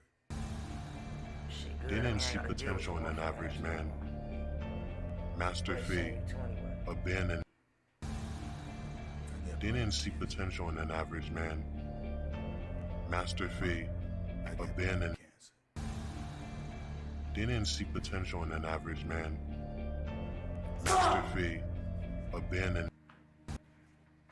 Why you telling me this, man? Huh? What, you want some sympathy from me or something, homie? No, I don't. Me, nigga? Nigga, I don't want no sympathy.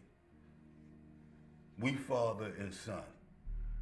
My last days on this planet, I thought we could have a regular ass conversation.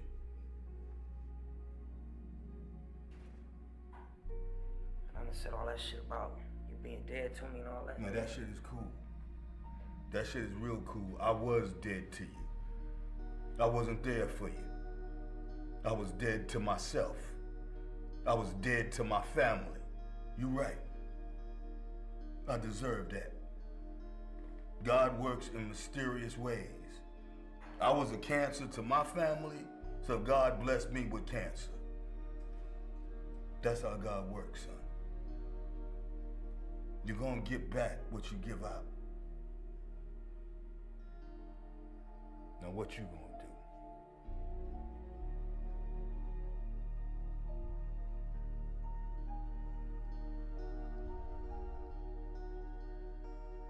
Look, brother,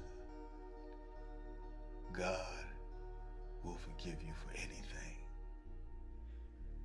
if you repent from your heart. You gotta do the shit from your heart.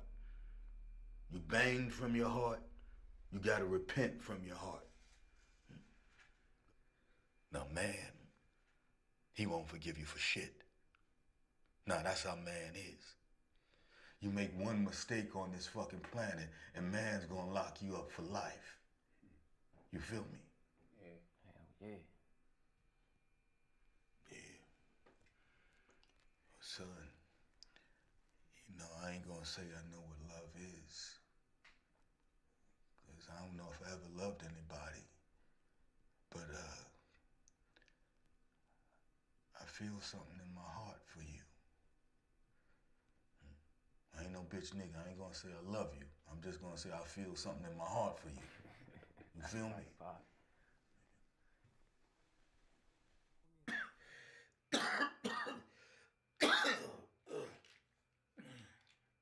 Kane, here's the book you asked me about. Kane, you all right in there?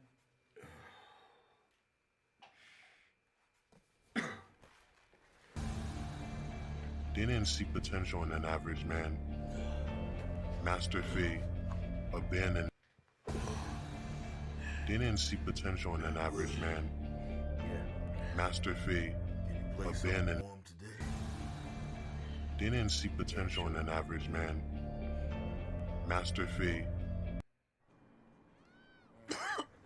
Spoke to your baby mama? They let you out the hole? Yeah.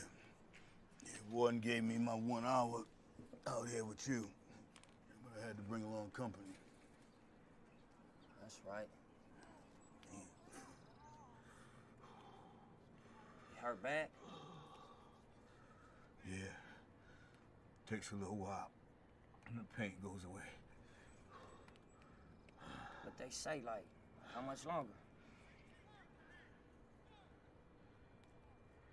Long enough. Look, son, I want you to promise me something.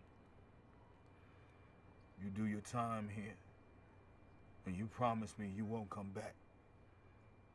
And you help someone not come here. Fuck up the cycle. King.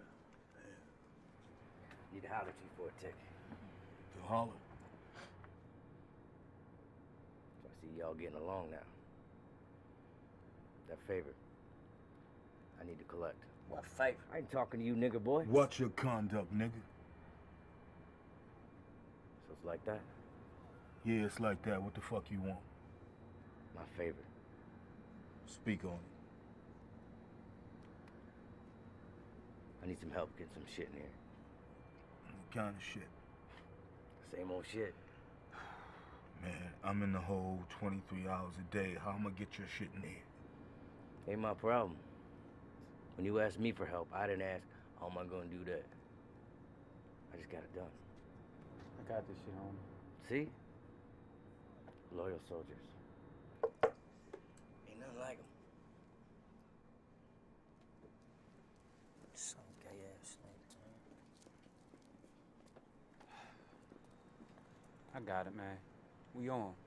But after that, we done with this motherfucker, man. They didn't see potential in an average man. Do that, nigga. I'm on the block with my niggas, man. First time fellas parolee, straight to this, man. I'm on the block with my niggas, ho. Grit and the grind and hustling, trying to get some dough. I'm on the block with my niggas, dude. Burning trees in the backwood, leaves off him, sipping brews. I'm on the block with my niggas, y'all. Yeah, this is how we eat. This is what you know about. Late night. They didn't see potential in an average man. Master Fee.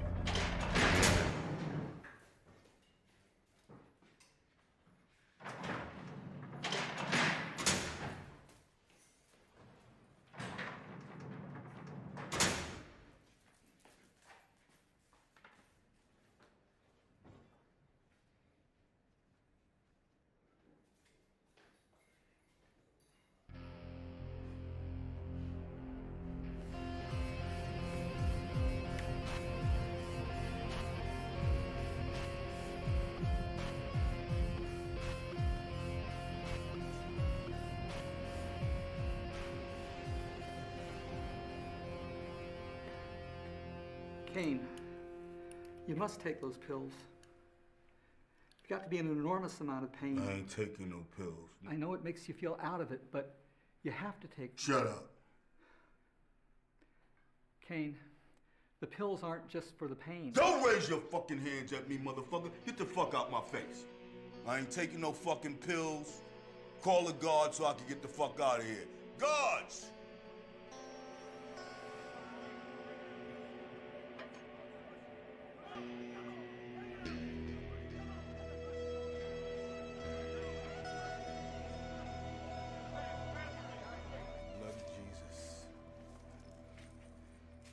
Blood of Jesus. The blood of Jesus. The blood of Jesus. The blood of Jesus. The blood of Jesus. The blood of Jesus. The blood of Jesus. What's up, Pop? Hey, what's up, son?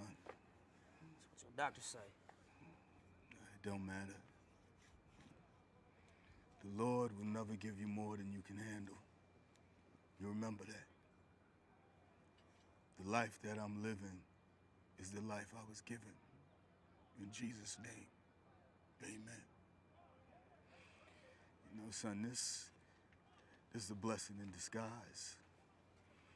This is God's way of allowing me to connect with my son, build a relationship.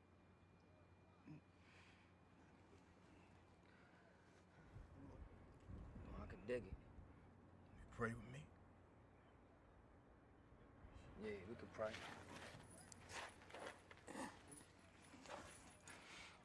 Your hand. Lord Jesus, I thank you for allowing me this time on the planet to bond with my son. In Jesus. Pop! Pop, good! Stop, good! Pop!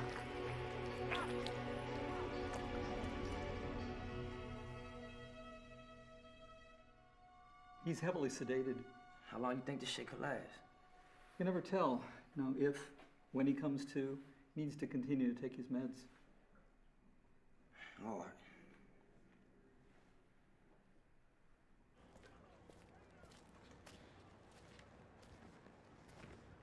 So they tell me you the motherfucker in here. And you are? The motherfucker on the outside. Which means nothing to the motherfucker in here. And what if me and my boys on the outside can triple your profit? While I'ma carve a little something off the top nice for myself, but just a little something. Cause I ain't trying to be the motherfucker in here. I just figured you'd remember and look out for a motherfucker that can make something like that happen for you. My motherfucker.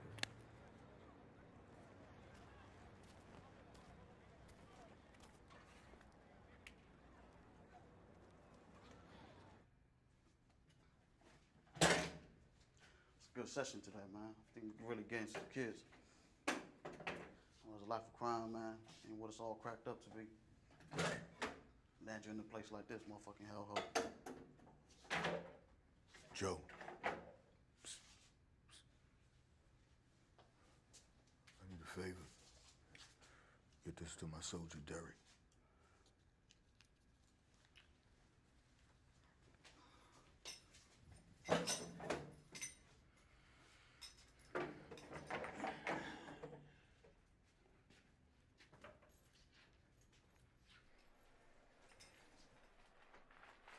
Kane looking for you. Kane's in the hole. He talked to the warden about letting you to that pipeline program. So now him and you can have a meeting. Yeah.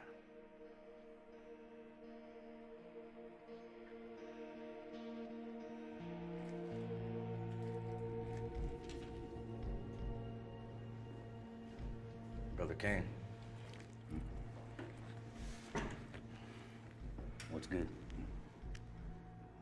I'ma move on someone. It ain't got nothing to do with your shit. Who we talking about? And why? J.D. Parker. And I ain't going into no details, but nobody fucks with my son. I'm doing business with J.D. Not anymore. Is that right?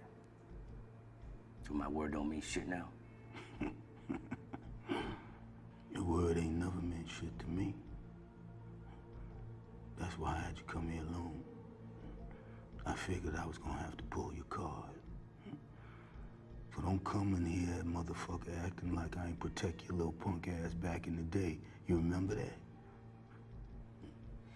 Mm-hmm. You running shit.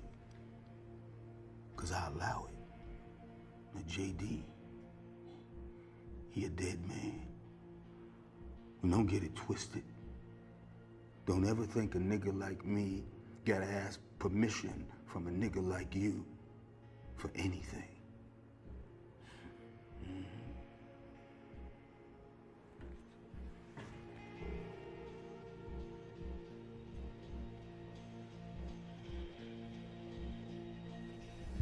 It's time for y'all to put some work in. That's what's up. Kane, his motherfucking son, and Derek. I want all dealt with. Damn, big homie. Kane is like a legend up in here. You about to be history, nigga. Cheering that motherfucker on. Get the fuck out of here. Bitch ass. You understand? And I told you, nigga. You pay attention to what the fuck I'm doing to this bitch. You understand me? Make me look stupid up in this motherfucker. You better get the word out. No, I'll tell you one. Go on, get lost right now. So how my deal work out for you? Better than expected. I got you 25%. Have a seat. You know what? Let's make it 20. Consider it a gift for giving me the opportunity to do business with you. So here's the deal.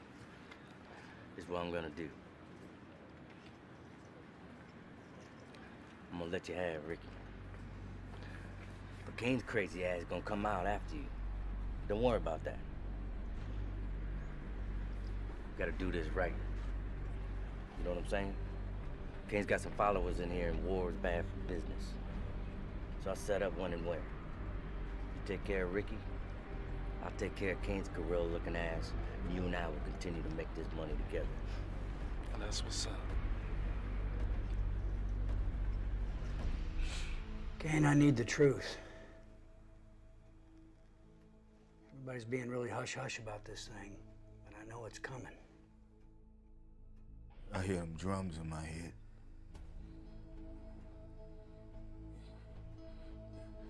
See, I live in the jungle and I hear drums.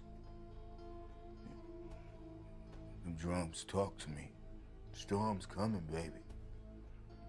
And there ain't nothing you can do about it. Nothing. I'm the one who got the most to lose. It's my son we talking about. Talking about my son. I know you like the back of my hand. And I know that there's nothing that you wouldn't do for your son, including sacrificing yourself. You can't do that. Well, now you could separate them. This is a prison, Kane.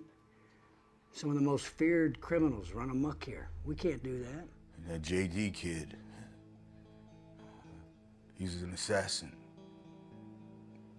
I can see it in his eyes. You know what that means. I gotta kill JD. No. Yeah? That's not gonna happen. That's not gonna happen in this prison. And that's exactly the kind of behavior that's gonna put you right back in the hole. Now, do you want that to be what I have to do? You wanna go back there? I'm trying to be very, very patient with you, Kane. Can I leave?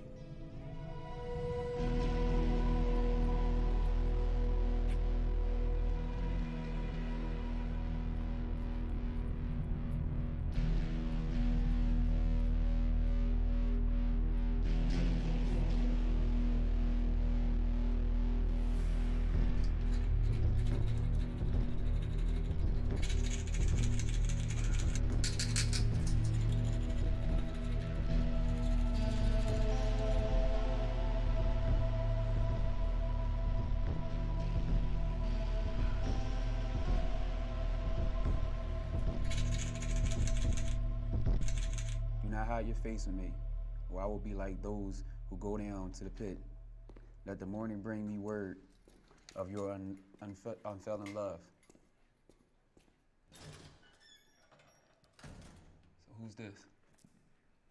JD is his name. So there's no other way we can get this squashed? Not with my son's life on the line. What's up with you? Man, I just thought we were going in different directions. You know, we've been reading the Bible, praying, trying to save each other's souls. I just don't want to be evil no more, for whatever reasons. It's not like I'm scared or nothing. Yo. You're one of the hardest gangsters I know. I know you're not scared. You've grown. God has a way of sneaking up on you like that sometimes. You following a better leader than me.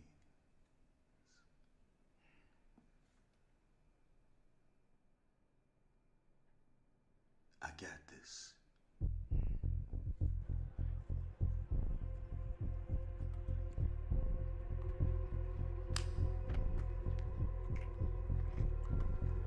So you got that business for me, or what? I got it handled.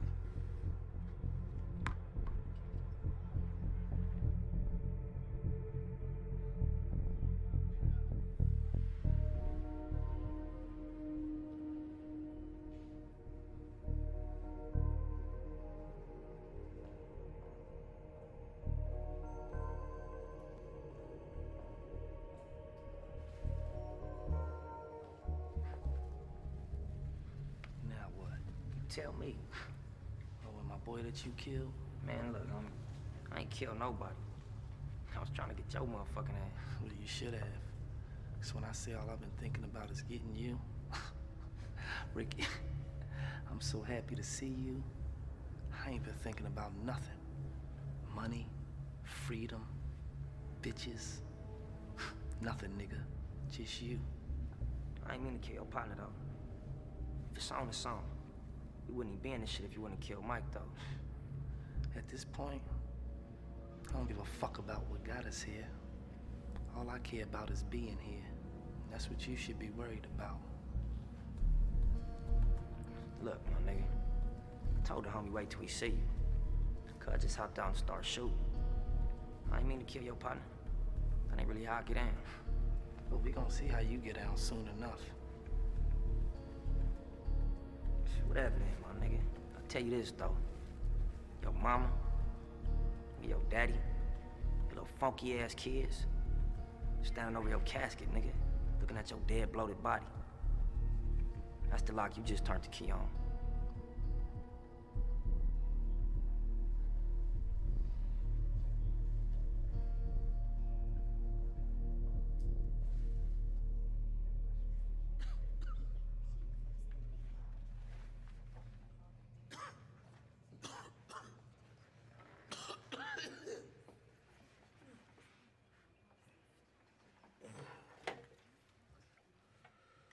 What you doing here, Brenda? It's my son. He's locked up, Kane. He's in here with you.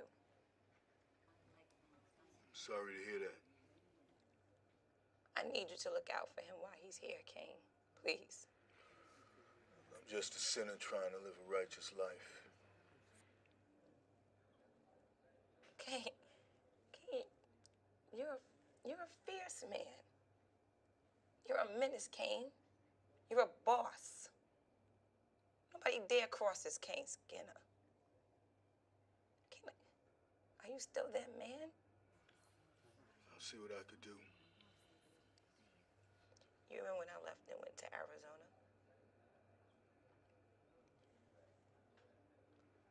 When I left Kane, I was pregnant. I was carrying our baby. What? He's your son, Kane.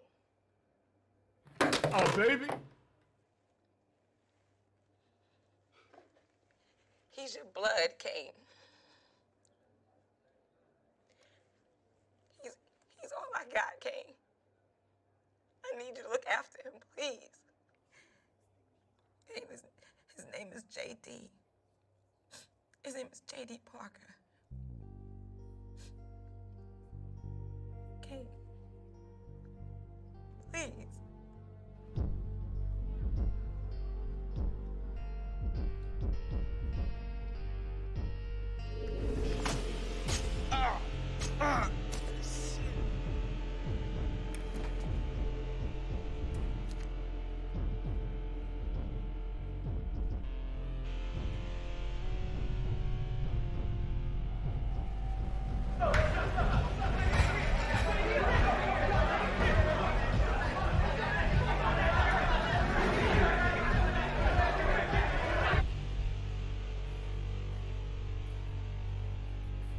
Derek is dead.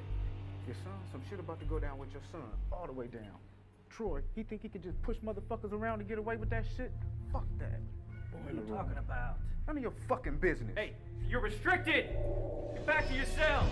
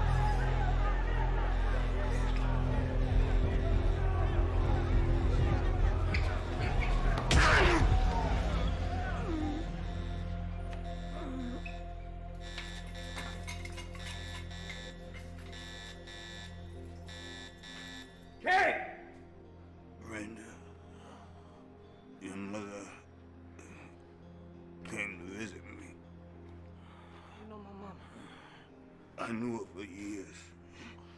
You're my son.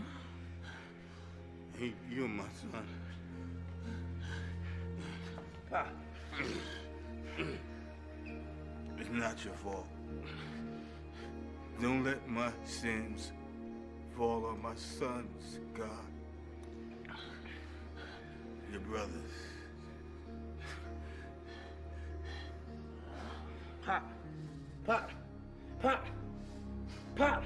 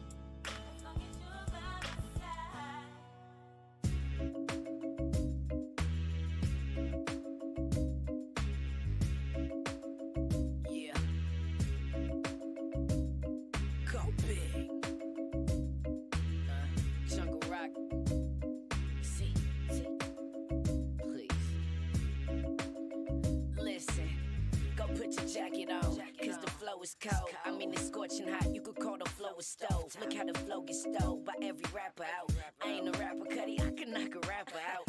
All these jabbermouths, itty bitty bank accounts. They almost got some change, but almost doesn't count. I'm getting fat cause I'm fed, and you a rat, you a fed. I'm like a terrorist without the fucking rap on my head. Who needs a pen? I just wrote this fucking rap in my head. To get where I'm at, I shed tears and I bled. Anybody hating, I'ma fill 'em with lead. And anybody faking, get from around me, I don't share. I cut the grass a long time ago. Now I'm in the lyric chat, changing up the climate though. Whoa. Shit, I'm like a pot of gold. Wait, I mean a pot of platinum every time I drop a flow. Listen, I'm a monster, you guys to deal with it. Far from an imposter, your boy is real with it. Every time he spit it, he gon' rip that shit. Check it, go big, all up in this bitch. Listen, I'm a monster, you guys to deal with it. Far from an imposter, your boy is real with it. Every time he spit it, he gon' rip that shit. Check it, go big, all up in this bitch. It's like every single night I make a single, right? It's like every single day I make a hit to play. I'm the young Cassius Clay, make way the champ is here. So fly that he in another atmosphere. I'm still thugging, I'm still grinding. I'm still jungle rocking, I'm still shining. Account climbing till I get more O's than Krispy Kreme. I'ma pull up in the vet looking crispy clean.